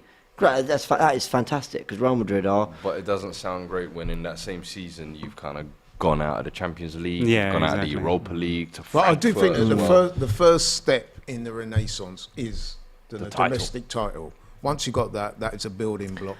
But then, be able to attract then it players. depends, because I mean, I don't know, if you win the title and then you're done, you're set, you got, like, your belly's full with that. Like and you then guys. you start, exactly. Well, like, this year is an exception of being where we are, but you win the title and then the next year you're just back to fighting for the top 4. I mean, it just, I think, I cannot really speak for Xavi if I rate him or not as a. I was going to go on to say, for Xavi especially, a legend at the club, comes back, manager, wins a title. It's only up from there, really, isn't it? And especially, I feel like when they've got some talents like Gavi and Pedri, in my eyes, I think you've got kind of solid building blocks there to kind of build upon. I think Araujo, another core piece there as well. And he shored up that defensive team a little bit. I think he's understood that Frankie de Jong, okay, maybe in an Ajax system as a 6, it works. But in Barcelona, I probably need him in a double pivot. So he's found kind of little things that work for him. And to be fair, in this kind of back end of the season, he's almost replicated Pep Guardiola's system, which shows you he's a true student of Pep, that kind of Christmas tree 3-2-4-1 formation. He's been doing the same thing, and it's been working for Barcelona as well. Yeah, but you know, and look, I'm speaking as someone who doesn't follow Barcelona week in, week out. I just have a lot of respect for that club, you know, because of the football that I've seen over the years. But I will say a part of what made Barcelona so special back then, and I'm not saying this is easily replicable, but it was how many of the players, you know, came from La Masia, and the identity they all had. And I'm not saying he didn't do well. I don't know how Marcos, that's his name, Marcos Alonso's done at Barcelona. But a Marcos Alonso signing, even though it might be smart, even though he covers a few positions, even though he's experienced and they get him on a free, and I understand they need to bulk up the squad, I think when they just get past the need for those kind of signings and I don't know, there's just still a little part of it that feels a little plasters over cracks. Yeah. But they won the league. Like, again, I don't know as much as I want about Barcelona, but I just think it's until that's fully addressed and they're beyond that period of their kind of transfer business and development and they're competing in Europe, they'll feel like Barcelona again. Because no doubt Xavi's going to get them playing good football. Like I said, he's a student of Pep. Them being champions again, that's going to do a lot for attracting players to the club. Listen, I think that this is the first step, and I think that they'll be able to build on that. And they're not going to be a European powerhouse in a matter of a season or so. It's going to take a while, but I do think that they've achieved that first step. That's the all-important step of being champions. And now it's kind of about how do they get back to Europe and kind of how do they get back to those late stages. They will see that as the first step in the progression. Yeah, now getting back that kind of ideology and identity of La Masia as well. And I'm just looking at their squad as well. They do have quite a few kind of academy players in there. No, they do, Ansu Fati, Gavi and Pedri, of course, who've come through this season. Sergio Roberto's still knocking around. Eric Garcia, who's come back from Man City as well. And of course one or two of the sub keepers, but so I do get that. Definitely keep that kind of energy of La Masia, but still have those kind of stars. But I always think Barcelona never really needed those stars. It was like Ronaldinho and them were nice, but it's better when we create our kind of stars from in-house, if you like. So listen, I'm curious to see how Xavi builds this next year. It's the same thing with De Zerbi we were saying earlier. I hate a manager who just comes in, does it for a season or two, and everyone's like, oh, he's the greatest thing since sliced bread, he's the next Pep. No. Greatness is judged in consistency and longevity. So this is the first to be step. fair to someone like De Zerbi, he's done very well with Brighton. But if the big boys come knocking, to me, you got to take it. You know you don't. You don't got to take it. You got to look at what your position you're in, and sometimes a young guy like De Zerbi seems very ambitious. But I think it would be an ambitious move for De Zerbi. How many times has ambition's been the downfall of someone? Yeah, but a lot of these managers may be looking at it and might never get an opportunity like this again. If you are that good, and this Brighton team is as good as it is, do it again next year. If you really believe you're that good and that's set for ready for AC Milan or an Inter or a Juve, you should be able to do it again then. There should be no reason why you think, this is the only time I'm going to get offered. Do it at a bigger club. But if you, the thing is, you're in this situation now. This Brighton team, you're not going to get that again. Yeah. Do you see what I'm saying? So it's like, take the most of this opportunity. Like, there are 4 or 5 of those Brighton players that could be sold for 100 mil each, if you like. But if you're deserving, you ain't going to get AC Milan or Inter. As he just said, he's struggling to offload players. No, but hypothetically speaking, you're De Zerbi, you take Brighton into Europe, something that, let's face it, not been done. Now go do a fairy tale run. And then you attract... You got to a semi-final of the FA Cup. Can you go and bring me a Carabao Cup? Can I maybe go and see Evan Ferguson challenge for a Golden Boot? Can you win the Conference or Europa League? Like, give. But then in the meantime, you've got some of the big boys coming at you, offering you like a bigger project, more money. You know what I mean? You might find it hard to turn it down. You can become literally a Brighton legend, because Brighton, I don't feel like I've ever been at these heights. They've gone through every stage now of being a Premier League club. We've been the relegation fighters. We've been the 10th to 14th place mid-table. Now they've taken that next step of... under Potter, you almost felt like they were a top 10 side, but XG letting them down, so they always finish 10th or 11th or 12th or whatever. What about if you're offered now the they've taken that next step where they're playing great football. They've got quality players. They've got great recruitment. They've got a good manager playing attractive football.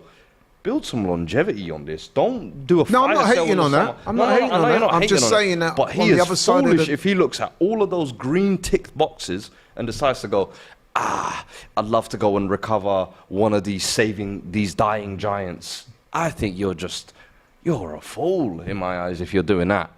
I don't know, bro. Look at Eddie Howe. Yeah, he was at Bournemouth a long time.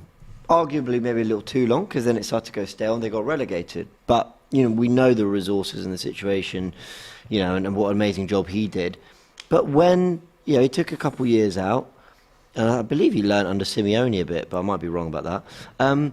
But, then when the Newcastle job came knocking, there's a little bit of hesitation, I think, originally. Ooh, Rafael Leao with a cheeky flick there. I thought he was going to go in. So are you... So you're agreeing with me then? No, I'm not, because then the big job came around. But I think like even though he maybe could have left Bournemouth earlier, I can't remember. Oh, that's good. Go on. Oh, DeMarco. No, it's taking a deflection. That's good from Brella.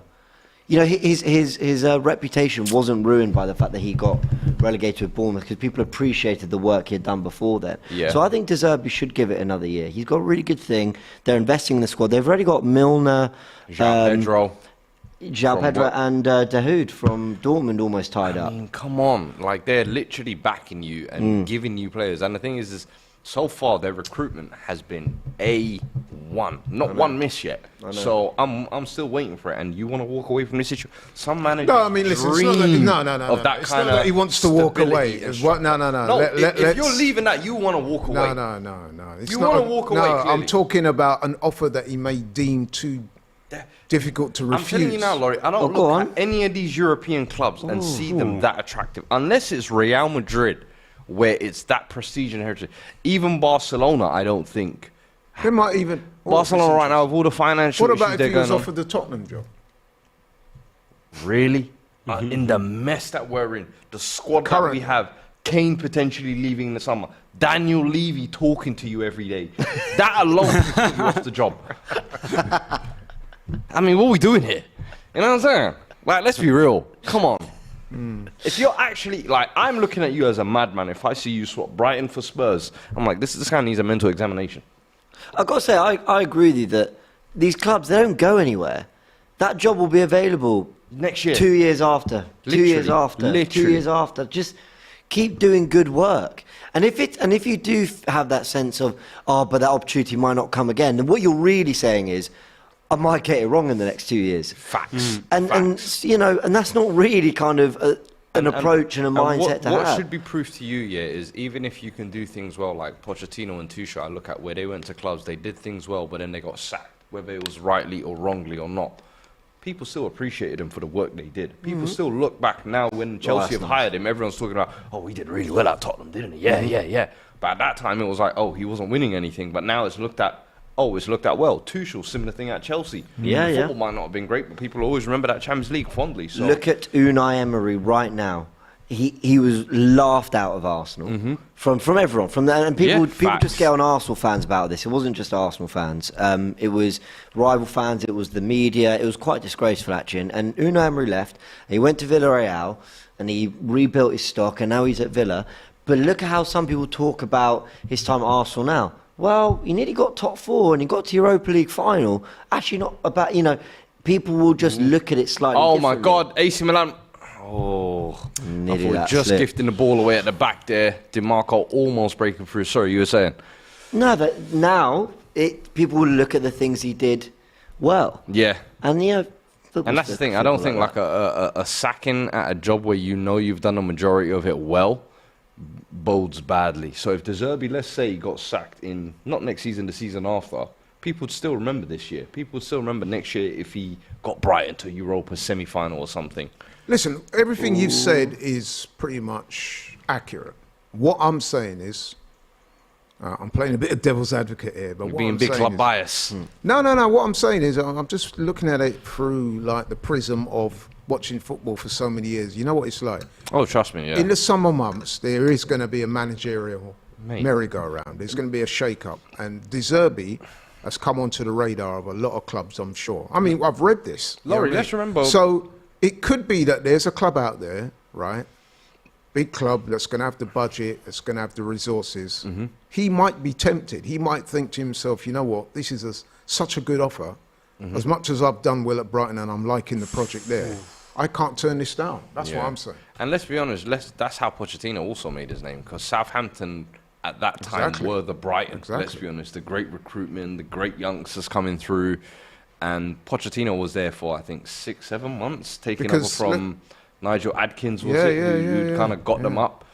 and then he literally deserted them for a kind of bigger and better job. Managers have egos, you know, as we all know. And he will look at it. Strikes me as one with a big one. Exactly. The way he's talking about, you didn't see the real Brighton today. You will see, and he mocked you. Right. Said, he was right. You see the man knee sliding at the Emirates. Yeah. How many managers have done that? He's got your turf on his knees. How does that feel? How you like that? That's what I'm saying. These managers have egos, and if a project is presented to him that he thinks is something that is workable, he might be tempted and think, boy, you know what? A red card for Lautaro here because he's clashed with Thiaw.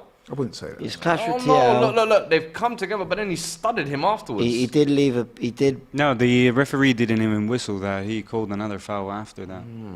I'm seeing a lot of this right now. The game has been chopped up a lot by just fouls and individual mistakes. It suits you. Enjoy it. It's good for you. This is exactly what Inter Milan want. By the way, in complete other news, Tonali's just gone down. Look at that. They look furious. David Lee with another super chat. Big up yourself, man. Been sending quite a few. Says, not a fan of Barcelona, but started to be. They need a lot of work this summer. I have Man City winning it all if they beat Real Madrid. This is stupid. And then sends another super chat as well. Says, Robbie, are you mad that Arsenal bought the title? No Should you sack Arteta for Don Carlo? No. No. Carlo Ancelotti, serial winner. No. You sure? Yeah, absolutely. I mean, Listen, after the season, on the carpet, you know? after the season that Arteta's had, What? Bottle on the title?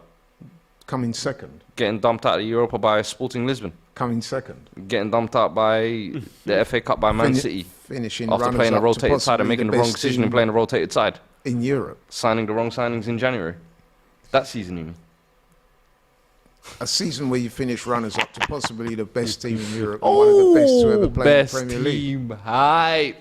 You're like trying to change the narrative now. Laurie was saying that start of the season, first 6 months, he was talking about... What did I say at the start of the season? Red, we're the best team in the league. Yeah. My boy Shaka. Yeah.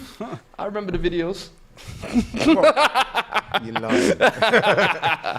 There might be a place on the next Misfits undercard for you two. Hey. Listen, at the start of this season, and I'm sure James was the same, our aspirations was to qualify for the Champions League. Was missing out on the title a disappointment, particularly as we'd led the lead for so long? Of course. However, you've got to be realistic. Yeah. They've done well this season, and there's no reason why we can't do as well, if not better, next season. We'll see. No, fairs. You know Good what I luck. mean? Give me Declan Rice. You think that's And the key? Caicedo. And Ivan Toney. Toney. Well, wait, it's the Champions League night. I don't want to hijack the chat by talking about Arsenal. You'll fare in Arsenal. the Champions League next year. Obviously, your brother was saying you're the third best team in Europe after Real Madrid and City, so I'm expecting semi-finals at least. But where do you kind of think? You winking at the camera for? What is this? Hey, no, I'm If Arsenal next season play as well as they have this season, we'll be absolutely fine. If we're talking on pure, ability as a football team, we'll be fine. But the Champions League's a weird. It's a weird competition, There's you got to be able to almost play 2 big games a week. This isn't a case of now fielding your youngsters. This is about, okay, can you deal with less fitness and training hours, but more momentum? So there are going to be other factors that come into it. I would hope Arteta knows this and builds a squad. I mean, this season, ready we're for talking about one guy went down, and that's the reason why we couldn't win the title. Saliba, oh my God, the big hole. And now you're going to play Champions League, as you're saying, 2 big games a week. Your squad's going to need to be even deeper. Yeah, nobody on the it is. But I must admit, I'm looking at, say, for example, tonight's game with a degree of encouragement, and I'll tell you why. I'm not meaning to be patronising to any of these 2 teams, but what I'm thinking is that, these 2 teams have shown that they can compete at this level. Yeah. Now, if you're Arsenal, you're going to be looking at that and thinking it's not just your Madrids and your PSGs and your Bayerns and you know what I mean? So looking at this actually gives me some encouragement to say that if we get things right with our signings, keep some stability at the club, I think because you guys are going to be pot 3 next year as well, though, you guys could be in a similar situation like they were this year, where you could get a Barcelona and a Bayern Munich in the group, for example, who were, let's be honest, almost we might. 2 of your nightmares in Champions League might. yesteryears. Yeah. Look, it could go wrong. It could go wrong. It could go It is right. very much about Barcelona luck. got knocked out of the groups and won their league this year. You know, and they know what the Champions League's all about. So it could. I'm setting up the excuses early. I like where you're going with that, James. He's saying. But They're going to lose in the group stage and then go for a no, look, all I'm saying The is Conte mentality. Arsenal. Very careful with it. The one thing I'm very just shrewd. I'm just in the way asking he puts his questions. questions. I'm just asking. I'm the host here. You know, it's so difficult to answer that question. We are linked. Last night, report comes out. Arsenal want both Caicedo and Rice. That sounds incredibly ambitious. Incredibly ambitious. That's got to be Champions League final minimum if you get that. Oh, stop it! You're such a troll. But if we get those 2 players, and then you've obviously still got Partey, and you've got Granit Xhaka's leaving. You've got your Odegaards. You hope Vieira develops. Oh, That's lovely nice. move there. Then Brozovic spreading it. DeMarco. Can he play one more to Dzeko? 1v1v Tiao in the box, and it's Actually did well to scoop snuffed out out by. across All right, let me ask you a question and answer this Go ahead. honestly. I will. Do you think Arsenal would be out of place? When I say, let me stress the word out of place in a game like this, playing against 2 sides like this? No. All right.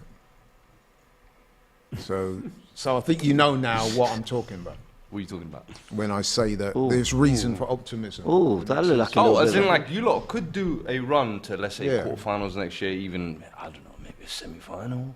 Could you? I don't know. It's possible. But a lot of things would have to go right. Listen. I feel like, and in the Champions League, I always say it's not about the best team. It's not about who spends Exactly. the most. Sometimes you need a rub of the luck. Sometimes you need the home draw to be the second leg. Yeah. Sometimes you just need to qualify from the right group. Let me if that makes sense. Let me So- stress the teams that have knocked us out of Europe in the last 10 years, from Monaco to Sporting, with all due respect, to Olympiacos, to Villarreal, to, I mean, some of those Champions League ones are bad. I'm not even talking the Bayern Munich slapped us up 5-1 twice. Yeah. I'd rather say 5-1 twice than 10-2. There are other clubs that we lost to AC Milan when they weren't great. 4-0 they destroyed. Yeah, it us used at to the be a San running Siro. joke at Arsenal in the Champions League years Yeah, ago. 22 We were years, innit? regularly qualifying. And It was then- group stages, and that was it. Yeah. Literally one final in So 22 that years. in itself is an aspiration for next season to get out of the group stages. I do. So okay, let me say We this. just spoke We'll about just Barcelona. We'll just and move we on from talked Arsenal about- after this as well. But we just spoke about Barcelona, right? Yeah. All of us, and we all agreed that improvement is incremental. right, for me next season, Barcelona, I'm expecting semi-final. Right, Or so- less, no less. Surely you have to So- apply the same criteria to Arsenal. Semi-final, no less. I agree. No. I- Let's get out I the think group it doesn't stages like first. it doesn't matter how Stage, far. hold on. I'm not having you as a lot top third. man imposing your criteria. on I'm us. just asking questions. I'm pretty sure James would agree with I me. heard there's Man City, there's Real Madrid, then there's Arsenal, right? Who told you that, bro? Your brother. Oh, well, that's my brother. He speaks for himself. Same family, Lyle. It's all the same. We're You know very what I'm saying? different, you know. believe it or not. I do believe we've been one of the best teams in Europe this year. Not in Europe, in the competitions. I get what you're saying. but, And yeah. I agree with that. Your performances have said that. Yeah. The tables have said that. Which is why I'm saying next season, why not a deep run? Why can't you foresee someone a just semi-final? went. Especially Yeah, if the Dumfries. board are going to back Arteta in the summer with the way I think they would, Yeah. considering they have the last 2 summers as well. They're one Go of on, the up highest you get, spenders. go on, you got Oh him. my God.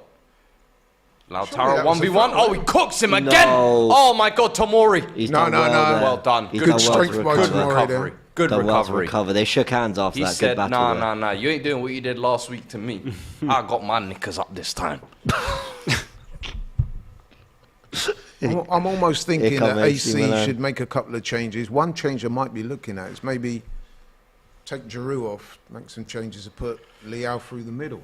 AC Milan need to lift this. We've just Yeah. got 50. I can't believe 50 minutes second half has gone. We've just been Yeah, chatting they about need- Arsenal and Barcelona. They haven't asked into any questions. Are you relaxed over there? No. Well, that's why he's being very quiet. I'm being quiet. I'm sorry. I'm sucked into the game just because I'm. no, I don't blame you. Because I've seen a but couple of chances that I just wish. Isn't that breaking UEFA rules, wearing a different undergarment to your kit?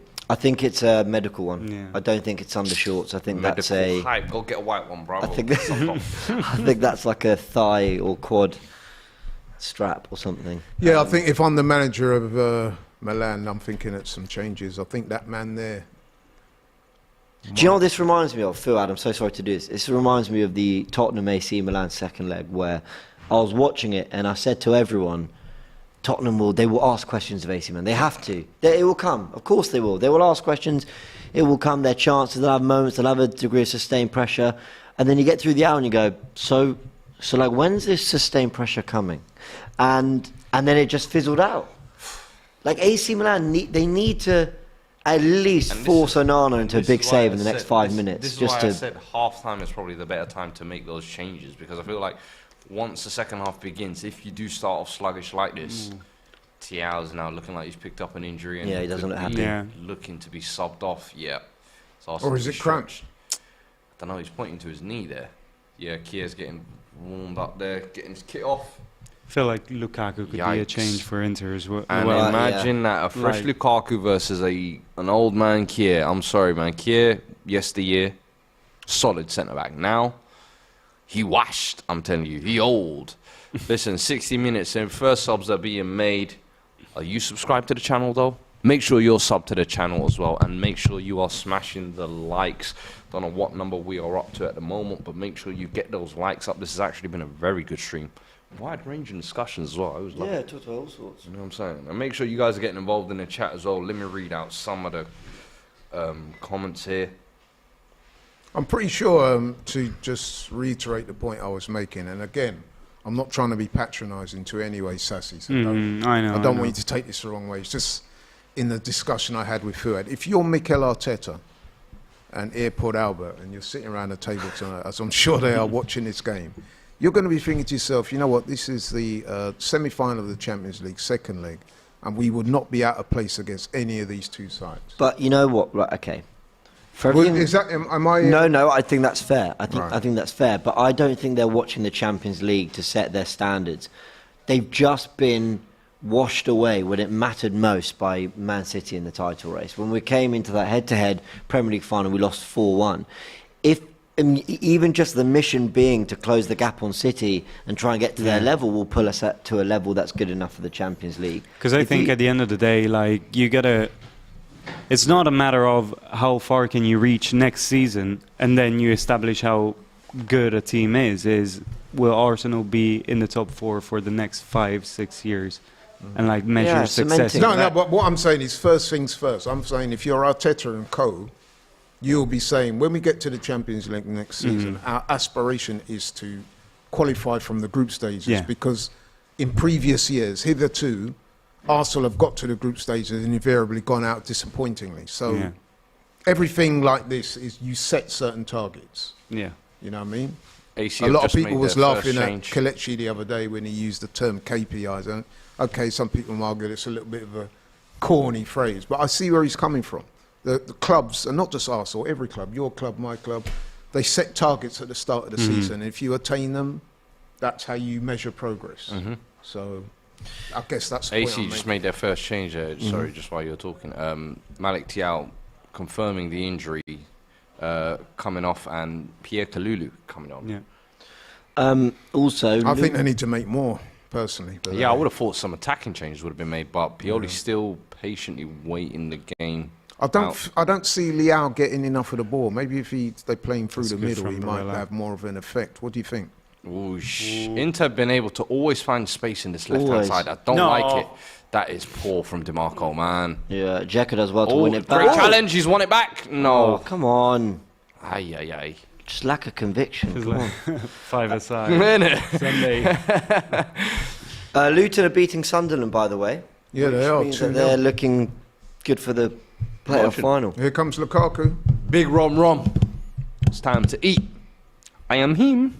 And Gozens as well. Yeah. And Gozens, yeah. Well, there you go. Just as DeMarco's gone down injured as well. A bit of cramp. Yeah. 65 minutes in.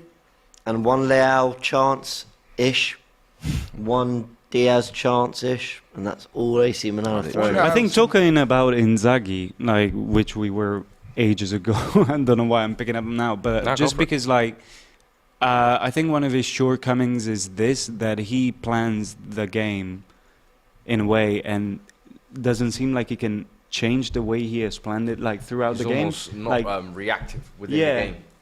He plans the games well, but then doesn't know how to sort of read the situation.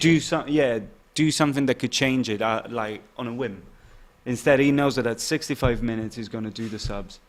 And that's what happens. Like, Brozovic is in just because Mkhitaryan got injured. Otherwise, he would have come on right now at the 65th minute.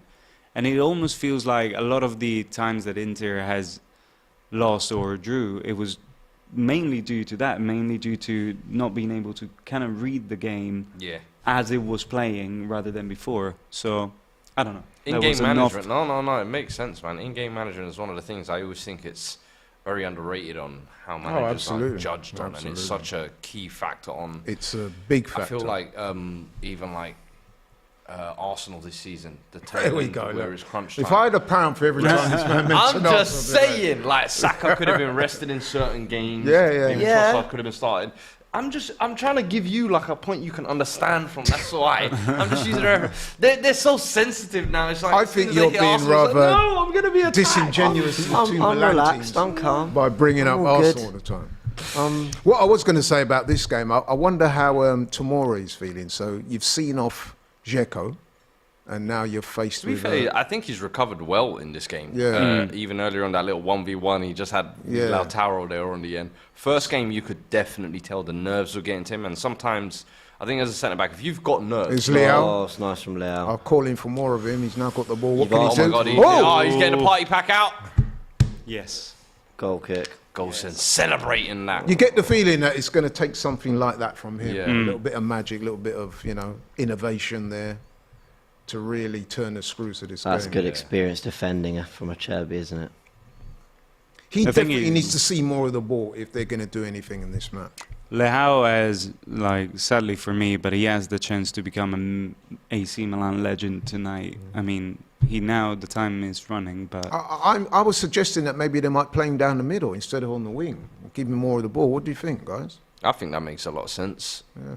Maybe get a Rebic on, do his dirty work on out wide. Get a Rigi. So, as I was saying, Fuad, so my man Tomori, well, he's not my man, Tomori, seeing off Dzeko.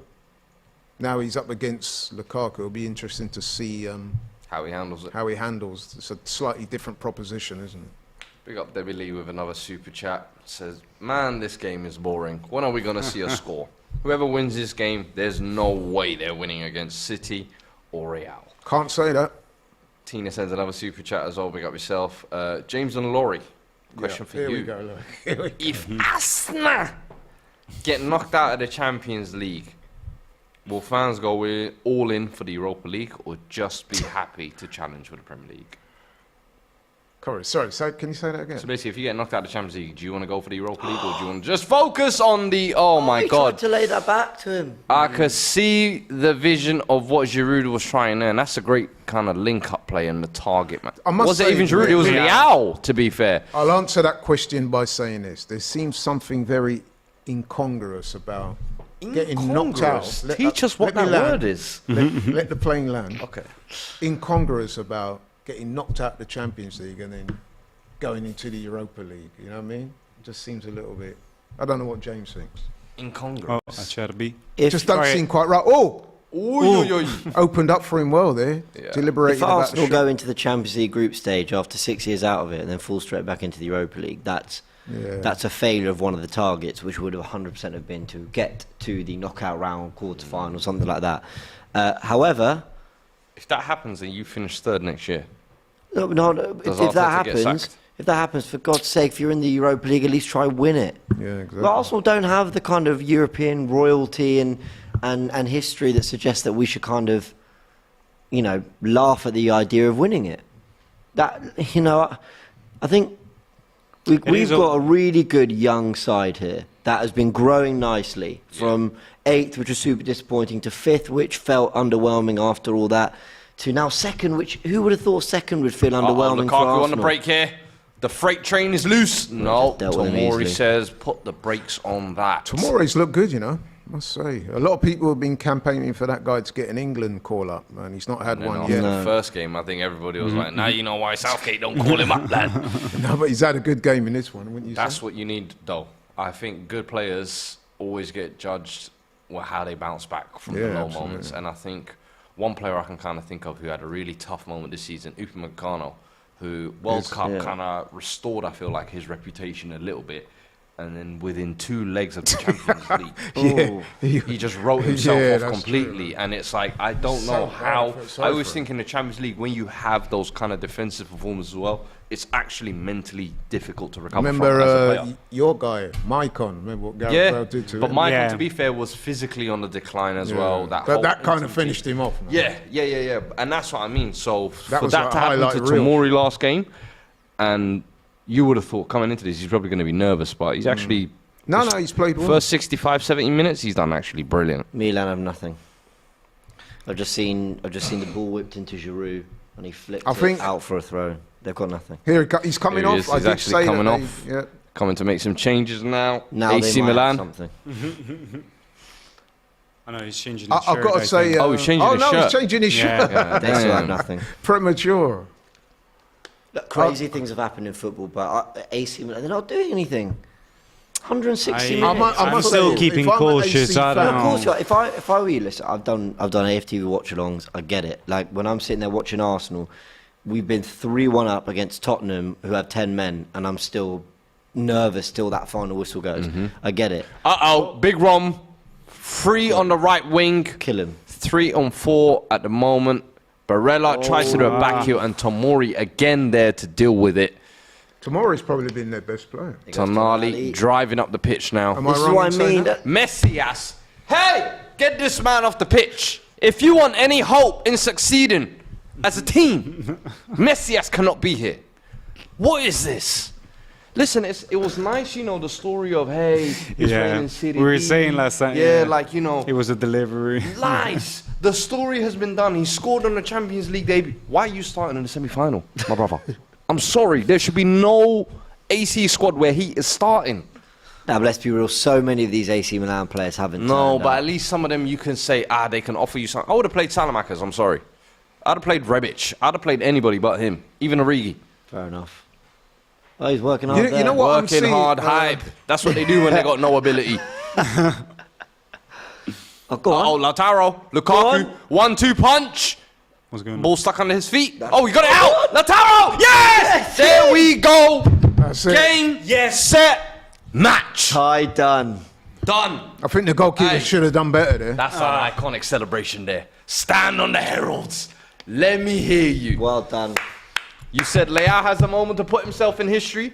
There it is. We've given him a bit of praise for a couple of saves he made earlier in the game, but I'm going to say here and now, he got beat on his near post there I feel like by a that's too much shot that venom. wasn't rasping, was it? I think That he was too toe much pokes venom, it. I feel like. I think he toe pokes it, so there's a little backlift. It's just quick out of his feet. Doesn't expect it. And I expected him to do what Leao did and kind of go to the back far post, but In reality, I don't care. Like, I Just mean, happy at with the end the of goal. the day, it's Comes a off goal. his arse, you It's- don't care. Nah, I don't know. I could be premature, but that looks like hey, the nail in the all I coffin. will say is Lukaku coming on, Composure. big difference. Yeah. nice. As soon as he's come on, some energy. He's onside as well. Tomori Teo keeping He's it got on. a save out. Yeah, It's not a good toe for his poke, legs. but he I would say definitely- it's a fizzer, but he gets a hand to it. He's got a save. Does he toe poke this? Look, I know he No. swings at it, but No, it's actually nah, he just not yeah. leathers It's a good it. strike. Yeah, He just leathers it, and I'm sorry, weaker foot near post. I'm giving Lautaro Yeah. quality there. Yeah, That's a yeah. quality finish. no, but toe poke doesn't mean not quality. But yeah, no, he strikes it well. He Yeah. strikes it really well. And for someone who's been I mean, it questioned is in the what big we were games, saying. someone who's been questioned in the big Yeah. games, we spoke before saying Milito's put that pressure on him to say, hey, take us to the promised land. There you go. Unless there's an absolute 3 seismic sea change, that's it. Nil on aggregate now. Yeah, but this is so deserved. AC Milan have done nothing over the 2 legs. Absolutely nothing. Yeah. There Yeah. you go. Yeah. Bang, bang. The duo's back. The 1-2 punch. That's what Lukaku said he was I, missing, you see? Werner, you ain't giving him that feeling. I do think Fuad made a good point, actually, when you said that Lukaku coming on's giving them a little bit more energy up top. Werner And I didn't think you've deserve seen that, that. man. I know. Werner straight randomly, but hey, man. Lukaku was suffering there, man. Lautaro, the link up before they won the title. Now he comes back. Hey, man, these two, they love to tango. So the streets of Milan tonight, will they be celebrating getting to the final? I think so. Like more than getting into the final, they will be celebrating like Beating AC Milan. Still, nothing is. No, I don't know. But I know. I'll be doing the Milan same now thing. It's making not over. the It's changes. over. It's over. Finally, Milan making the changes. 15 minutes to go, and it looks like Rebic is coming on, and I saw someone Origi's else. coming on. Origi as well. yeah, And there we Should've done go. this 20 minutes Messias ago. coming off. See, this Rebic is coming where on in place. we spoke about. Oh, no, Salamakers, actually. Not Rebic, This is where we apologies. spoke about in-game management and managers being proactive rather than reactive. He's reacting now to the fact that they're 3-0 down in It's the funny tie. that, because you were What- saying that about Simeone. But Simeone's sub was actually what made the difference there. Yeah. Is Giovanni there? no, I don't think he That's is. his dad and yeah. my uncle. No. He's sitting at home. I think my brother could be around, but We might have a bit of a game on now, actually. Oh! There we go! Oh! Lovely set piece from AC there. Giroud just getting a flick on it, but unable to get enough to get it on target. I mean, surely if you're Milan now, you just got to throw caution to the wind, yeah? yeah. That's what I've been saying. I mean, it makes no difference Yeah, it anyway. makes no difference. You give another goal. They if should have you thrown don't score. caution 75 minutes If ago. you lose 2-0 or 3-0, isn't going to make Like- a difference. Honestly, they've only got themselves to blame here, AC Milan. I understand maybe a quality thing and praising what Inter have done well, because Inter have done well over these two ties. Let's be completely fair. But AC Milan, they haven't. Yeah. I haven't watched it like this is a Champions League semi-final that you're behind in. It doesn't look like that to me. Mm-hmm. No real intensity, no real. They Just look caution to the like a wind. team to me that didn't really totally believe in themselves. I quoted earlier that, 4 out of previous 5? Yeah. Inter have won. Well, in the past, the past 7 years, AC Milan have won 5. But is it a case of like, AC of the Milan derbies? just Of the simply derbies. don't have the quality to even get over this Inter Milan side, let alone get to a Champions League final? Because, I mean, getting over Napoli. you're in again? Oh my God, Lautaro, is he going to make 4? No, he says, man. Great Yeah. save. Sorry, what was the question? That's a great save. Can't even remember now. What was I saying? Something about the Milan derby. Then I The got quality. So they don't have the quality. AC Yeah, Milan. Milan, do they even have the quality? Because I think about it's it, yeah, character. And I look at the Napoli game. Napoli almost threw that away, I felt like, at points. They had chances. Kvisha in the first minute, was it in the second leg where he missed a sitter? Tottenham threw it away pretty much the round before that as well. So, is he shaking the ref's hands after getting a booking? I love Varela, man. Yeah. Yeah. What was that about? He's been You know, subbed off, hey, he got man, a come booking on. for something, and then he Let shook me the get rest away of with a bit of shit housing is basically what it said. It's Him and Tonali, good little battle today. them. Yeah. I don't know if it's about quality from AC Milan. Obviously, I don't think there's a lot of their players that you could substitute and find a better, like, Who was that? especially on the bench. I don't think the quality from the bench is that high on their part, but mainly they won the league last year. You should be Adding. So I think it's mainly what I said last time about Pioli and character. He just feels like under pressure he seems to crumble. There's a famous saying, yeah? I'm sure you've all heard it. There's a way to lose in football. Now, if you're Milan and this game ends up the way we think it's going to go, you'll be sitting in the changing room and after think, did we really give of ourselves? Did we really believe? Did we really go for it? And the answer has to be no, surely. Yeah. Based on what we've seen tonight, certainly. By the way, breaking news, Sheikh Jassim submits new increased bid to buy Manchester United. Shake, no! Shake, no! We need Sir Jim Ratcliffe. Sir Jim Why Ratcliffe. do you want Ratcliffe? Sheikh Jassim, we got other plans for him, you see. We have alternative... Do you want to buy Tottenham off Levy? Levy's not going to sell out, man. We move in silence. His whole as ego's my tied friend up in Culture that Camp club, says. Listen, Do you not think so at times? what's that? Levy? His whole ego is tied up in that club. No. Levy's a money man. No, He just needs enough money. The problem is he feels he's invested so much in even getting us to this point. New stadium, new training ground, so many players he's bought when really and truly he hasn't invested any of his own money. It's just been the club's own money he spent. Yeah. But he will regardless feel like a club in London. I can get a deal with the NFL, a deal with the F1. Oh. So you think it's purely money, do you? I think if he can get an offer of like 4 billion, 5 billion, and I'm looking at the Oh, Qataris look, there's a like, bit of argy-bargy I know that's going chump on. change for you lot. Tomorrow's in the middle. He's just got Come on, Lautaro. Lautaro, you're captain. You've got to do better there. Come on, man. It did look a really poor tackle from Krunic, though. It looked He really. put out a few poor challenges. I don't know. Have you seen There's a last crook. week's like what passed away from VAR? It looked like a the lunge. punch. His punch to Oh, Cristiano. yeah, Look at this. He got away with that as well, yeah. Yeah, dude, but he pushes back out with his right foot. Did you see that? That's Watch going, this. No, but He he's going goes for the ball, in. though. He's going for the ball, though, man. I can't. Those kind of challenges is just Okay, maybe he didn't collapse push of out. the He's game. caught him. Lukaku and Tomori Tomori. getting into it there. Former Chelsea teammates, of course. Who's your record winner? I agree. Well, I don't know. Lukaku's got the Lukaku? size, but Tomori might have. It's got that, you know. It's not always the. What's not they say? always It's the not always the size. size of the dog. It's the size of the Hey, fight here's in one. the dog. Zlatan v Lukaku. That was one I was like, yo, I'd pay good money to see that one. You'd have to give it to Zlatan based on his martial arts experience. I think I'd give it to Lukaku. Lukaku, ground and pound. First round TKO. Yeah, that see sounds that. easy I to don't say. know. I but think. has he got Oh, the in a technique? Are we fight. talking True, boxing? true. I don't know. MMA. No, remember I'm when they talking MMA. really came to wow. blows? Let's see. What would be? Oh, actually, that's a good one. What would be some of the best football fights? Almost like it's a celebrity deathmatch. You don't remember that? Yeah. That's a bit of a throwback. But some of the hardest football fighters. I'd be curious to hear. Didn't Wayne Some of the Rooney like his mentions. boxing? Yeah, Well, yeah, you but have then to put Suarez he in got there. knocked in out the at ring. home. Suarez versus Wayne Rooney. Rooney got knocked out in his house when Rooney he might was throw. sparring with. Who's the guy Phil that played Bardsley? for- Yeah, Phil Bardsley. Yeah. Yeah. Yeah, remember he knocked out cold as well. His celebration was good after that. Sergio Ramos. Oh, that's interesting. Oh, Leao's trying to get on the end of it. Nothing. Nothing. Again, nothing. They're not Oh. playing well. They haven't played well. All tie. Their best player by a mile has been Tomori, so that tells you a lot. oh I think one. Tonali's been good. James, here's one. Yeah. Who would win in a fight? Roy Keane or Yaya Toure? I thought you were going to say Patrick Vieira. No. Yaya Toure. You think so? Don't know why. What about you, Sassi? I don't know. Yeah, probably Tour. You going, Laurie? Yaya Toure. Probably Roy Keane because he's got experience of boxing. He had some amateur fights. So you actually know about their CVs and all. Oh. Chance almost falling to Inter there. It was AC good from just able to clear it Lukaku. away. Lautaro looking for a... In other words, if you've got the skills of having boxed and actually been in the ring and fought, I would imagine that gives you an Who do you reckon advantage. would be a good matchup for Shaka? That is one.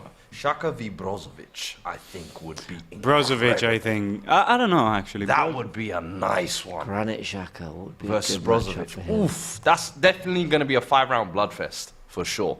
None of them are leaving Brozovic, the I ring. think that's what he does when he goes back home Yeah, after the I game. think- yeah, that yeah. and invest in crypto. That's all he does. I'll ask you, what about Romero? Who's a good matchup for Romero? Lisandro Martinez. Right there, you have it. 2 animals, lock them in a cage. Let's The go. winner starts next Hey, after that would be a Mendy. great matchmaker, you know. Football celebrity deathmatch. Wow, what a career path. Hey, from DR Sports to that, what a move that would be. And I'm only targeting players after retirement. I know that. No, that's good of you. man. That's good of you. Let them play their football, let them enjoy enjoy it. their career. At This is- 35, this they is get a called from second- Fuad. I know you Yeah. was talking about Granit Xhaka. I know he's good mates with a guy called Florian Marku, who's a welterweight Albanian guy. Okay. And him and Granit Xhaka are best mates. They do. Apparently, they work out and train with each other. So you can see Granit Xhaka loves a bit of. Oh, Corey sends a great one. Mitrovic. We need to find a Oh. matchup for that. Maybe, how tall's Mitrovic? 6'2", 6'3"? Yeah. But He's a big unit. You know them guys who've got like dense bones. Yeah, Like their hand weighs is the same size as mine, but weighs twice the amount. It doesn't make sense, but it does. What about Well, I don't know. But don't Yeah, discount difficult. the small guys, man. I mean, I saw, saying? for example, Anthony squaring up the other day to Mikel Antonio Dan Burn. versus Mitrovic. How's that? Yeah, that's... For big and little. Yeah, why not? That'd Did you be... see that? I reckon I might have Antonio in that one as well, you know. How tall's Antonio? I don't know, 5'10", 5, maybe? 10, 11? No. Is he? Yeah. I thought he was 6 foot. He's a unit, though. Very strong. Yeah, incredibly strong.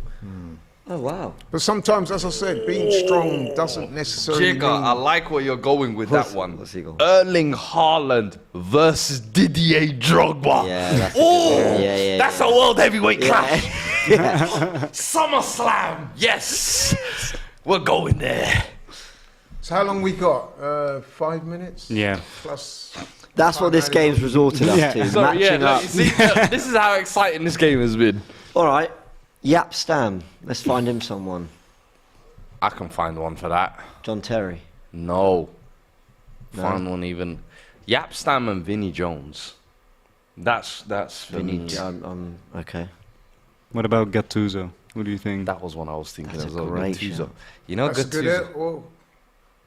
Just blow the whistle, ref. Just blow Actually, the whistle you know who's a 5 great minutes one? early. Respect You know for what's a great Italy. one? Sergio Yeah. Ramos versus Marco Materazzi. Materazzi is a shit talker, but he is like he's taking punches from everybody. Did So you see I what don't he know. used to do to Shevchenko and Ibrahimovic? Yeah. Them guys, they've still got scars on their knees till this day. Yeah, I know. That But man's a then savage. Oh. I remember a Milan derby in which Ibrahimovic just kicked him on the chest, and he had to be straight subbed. up. But that was get back for 7 Yeah. years of abuse, man. Yeah. No, Materazzi is one of the most undercover, nastiest players in the world, and I love him for it. He's one of my favourite defenders. Well, he made us win the World Cup with that. Oh, you also what he did with Zidane. Oh, it's interesting.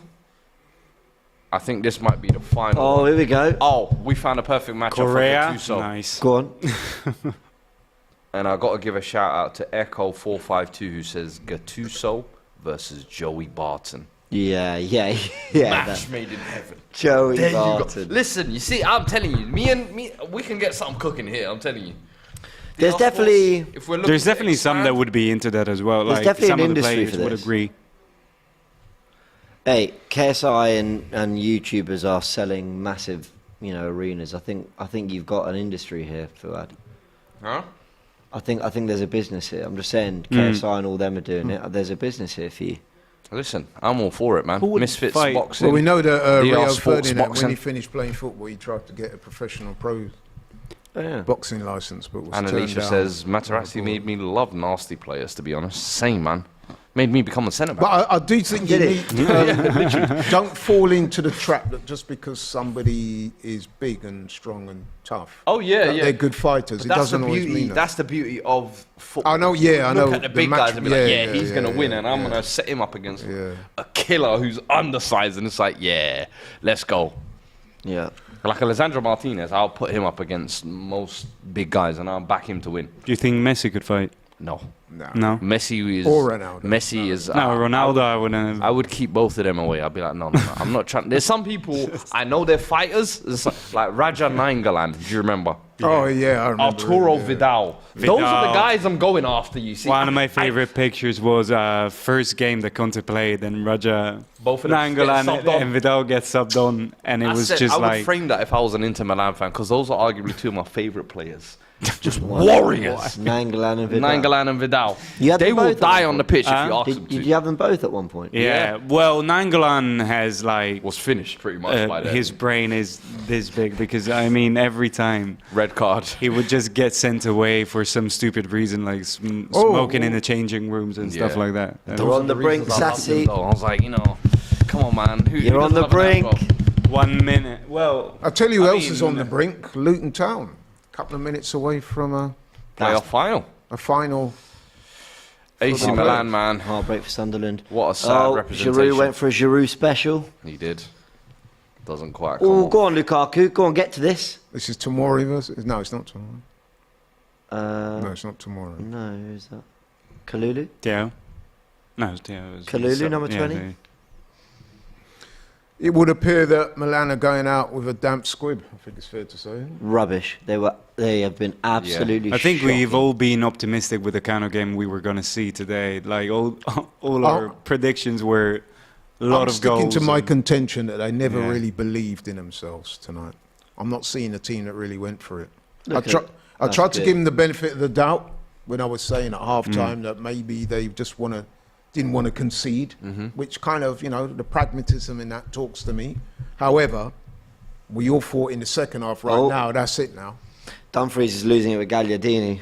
Well, I can't blame you. Look at that. That's an MMA move. But is this the first time that I see Hernandez? Like, he's done this, and every other time he's just started shit with Dumfries. Now, the first time he shakes his hand and walks away. Because the game's done. They're done. Yeah.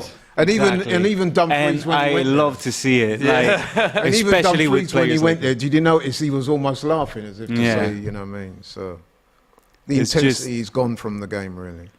He's proper been like a wind-up merchant, you feel like they'll tell, for AC Milan and in that rivalry as well. Look at that. You gave them the ball when they went, no, we don't want it. Gave it back. AC Milan have been absolutely horrendous. Awful. But likewise, I wonder if Correa scores and then...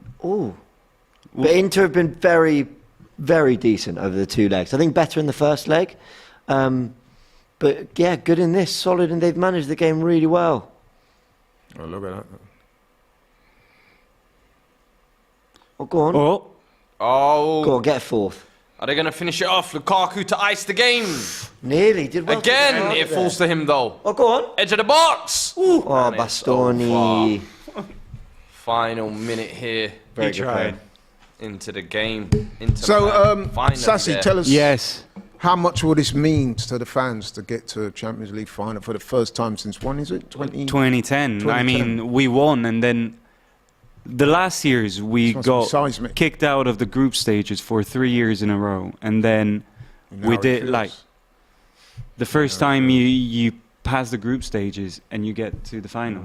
It's just unbelievable. So this is what I'm saying to my man here, and he's not trying to hear it. What? We, as Arsenal fans, we look at someone like Inter. They've just won the game. Nah, they're just they're high fiving. Yeah. Well, they've won it really. They're doing that. Let me thank the subs before I run on the pitch and go mad. Let me thank everyone around me. We're actually taking inspiration. Well, certainly someone like me is, because I'm thinking, listen, just goes to show it doesn't have to be your Bayerns, your Madrids, your PSGs, and you know what I mean. But I do think before that, like Europa League was a thing, and Europa League we reached the final with Conte, and that's sort of a big training moment to then step and do this, because then you get to the final of the Europa League and you don't win it with Lukaku's infamous own goal, sadly. But it's no surprise that Villarreal, who won the Europa League, end up getting to the semis. Well, okay, it is a surprise. They beat Bayern. It's a springboard, isn't it? But yeah, you when you learn how to win in Europe and get results. There it is. Last final seconds before the whistle goes. And there it is. Inter Milan, the first team qualified to the UEFA Champions League final this season. Lautaro 1-0 that's today. Great for the club, great for the city, great for the manager and the players. Because as I was saying, look, 2010, they finished third in the league. And now look.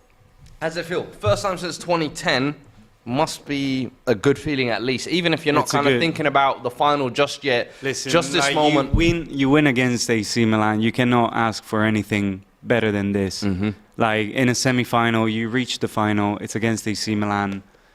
I enjoy watching this now. Like all the players being desperate. I mean, sorry, that's and a if you're Lukaku, you're vindicated by wanting to go back there, isn't it? Because remember, to be fair, he took a lot of stick, myself included. People saying, look, you've been unprofessional, you're twerking for Milan when you're a Chelsea player. He had his reasons, and I think tonight he will say certainly he's been vindicated. Like, here I am in the Champions League final. Who are some of the players who, for you, throughout this kind of campaign, you're kind of looking at, thank you for getting us there, in a sense? I know you said this has kind of been a real team effort and there haven't really been individual standouts, but I still feel like there have been kind of individual performance in this team. In Champions League, in the past game, like from Porto until now, I have to say I haven't seen a mistake made by Barella. And I mean, I rate him in every way, but he's really stepped up in the Champions League. Again, Mkhitaryan, even in the group stages, like Dzeko with heavy goals, and Lautaro, I have to say, probably throughout the Champions League with that. I don't know. Everybody. It could be really. so Who would you many. say man of the I match think today? the most important goal might have been like Çalhanoğlu's goal against Barcelona in the group stages. Yeah. That what made people believe that we could go through, and then winning that 1-0 was the. And then you get to this and just. I would actually say, Sassi, that this game was decided in the first 11 minutes of the first leg. Yeah. Because once they went 2-0 up in that first game, there was really and truly, what have AC done, really? Yeah. Nothing. So And What and- really and changed? that. Sorry. No, go for it. I think what really changed the team is Onana, though. Even though we haven't seen much of him today, but even that first Diaz attempt Yeah. with Andanovic, that was in. I think. Where that would have been in, and it's a whole other game. Yeah, 100%. Just Onana, thank you. Proud Thank of the you boys, so man. much. James, what have you kind of made of AC's performance? Was that kind of the AC you expected, considering they beat Napoli in the previous round as well, and the weeks leading up to it, they'd beat them in the league Yeah, very badly 4-0. as well. You thought maybe a bit of heritage clash here. Did you get what you kind of expected from AC? though? I'm not an expert on Serie A. I'm not an expert on AC Milan. Did I have a particular expectation of how they play, approach the game? No. But what I expect whenever I just turn on a Champions League semi-final and there is one team that is losing and needs to turn it around, especially against your fiercest rivals, your city rivals, you literally share a stadium with them, I'm expecting something. I'm expecting sink throwing. I'm expecting at least make it a nasty affair, something like that. And we didn't get any of that from AC Milan. It doesn't matter what kind of team you are, how good you are, performing in your league, how your form or whatever. You 3-0 in 2 legs. Yeah. And can you think of one actual good chance? I think the Diaz one's the best one they had. But even then he kind of And the scuffs layout it. kind of one on the left. And he made that Leao, happen yeah. for himself, really. Yeah. So, yeah, they were poor. But from the flip side, it's 3-0 Inter. It could have been 4, 5 or 6 because they were doing really well at pinging that ball through the middle into one of their strikers, holding it up and playing it off and going. They were really good at that. Their wing-backs came into play. And Inter Milan, they looked like they always had a way to carve through Milan. And I think they are quite well equipped to cause whoever they meet in the final damage. I think, sorry, Sassi, I do think you're going to lose that final. But I think the way they got their wing-backs forward and they got strikers, 2 or 3 of them, that can do something, a little bit unpredictable, don't really need a lot to get a shot on goal. I wouldn't rule them out at all. No, definitely. And we can see the second leg we got coming up as well. And that will be streamed here on DR Sports. So make sure you're subscribed to the channel. Turn your notifications on. And before we actually go, let me get a prediction from you lot for that fixture tomorrow. Sassi, do you want to go? Obviously, being a winner, give us your who you'd like to meet. I'm going for Real Madrid going through. Damn. Wow. Yeah, Scoreline? I think 2-1. Ooh, okay. I'm going Manchester City 3, Real Madrid 1. It's going to be the night the heritage comes to an end, man. You cashed in all your checks. Last year was the final check. You know, the killers roll, PSG, Chelsea. They killed all the big dogs in Europe. Which final would you rather see, though? I would want to see that one. I want to see City something Inter. new. I want to see something fresh. Madrid. La decima. Okay, cool. Then una decima. Okay, 12, 13, 14. I mean, come on now. Are you not full? Are you not entertained? I was like, come on, let the rest of us eat. Like, we want something new. And I feel like City, the whole reason you've added Haaland this season, overtaking Arsenal in that manner, being able to knock United off that kind of, we're the only team to have won a treble. There's so many narratives to play. But then also now, all of a sudden, the surprise of this Inter team of pretty much, if you look at it, Premier League rejects, some of them, go in there and imagine now they beat the Premier League All-Stars on the other side. I'm like, yo, this is set up for one way or another. We're going to get a great story, if that makes sense. Whereas Madrid, I'm sorry, Madrid fans, you probably hate me, but previous years, I was always like, go Team Madrid. I But actually I'm agree. like, come It's on. a more interesting winner if City get to the final. Yeah. I think it's a better game, like better spectacle if it's Real Madrid Inter. I think that might be more nicely balanced, but just because I do think City are the best team in Europe. Prediction, who are you going tomorrow? Yeah, I'm going with a common consensus. Well, not totally. Yeah. You going? No, I think City are the slightly better team. Well, I'm sure they're the better team all round, or better squad. But I do think, obviously, Madrid have got the wealth of experience. They know how to win. So they're going to be formidable opponents. But I do think that City have the edge. I believe that they will win. They're at home in that game, and I just think they'll pull it out. Yeah, I think it. James, were you 2-1. 2-1? On the night. Fair result. Fair result. I think City 2-1. I want Real Madrid. And if there's one thing I've learned from Raul on this show, it's never write off Real Madrid. No, that's why I'm glad I'm not here tomorrow. I wanted to make my best now, so I ain't got to see him. Yeah, tomorrow will be big. 2-1 you're going there. Well, listen, guys, let us know your predictions in the comments as well. Make sure you smash the like button on your way out. Make sure you're subscribed to the channel. Turn the notifications on, because we will be back tomorrow for that Champions League watch along. You'll be there, won't you, tomorrow? I will be, yeah. You'll be hosting, some of the so... people in the comments will be pleased. Yeah. So make sure we will have an all-star lineup for you as well. So make sure you're watching out for the socials. Those will be announced in the morning. So make sure you're following those as well. Smash the like button on your way out, and we will see you tomorrow, people. Take care.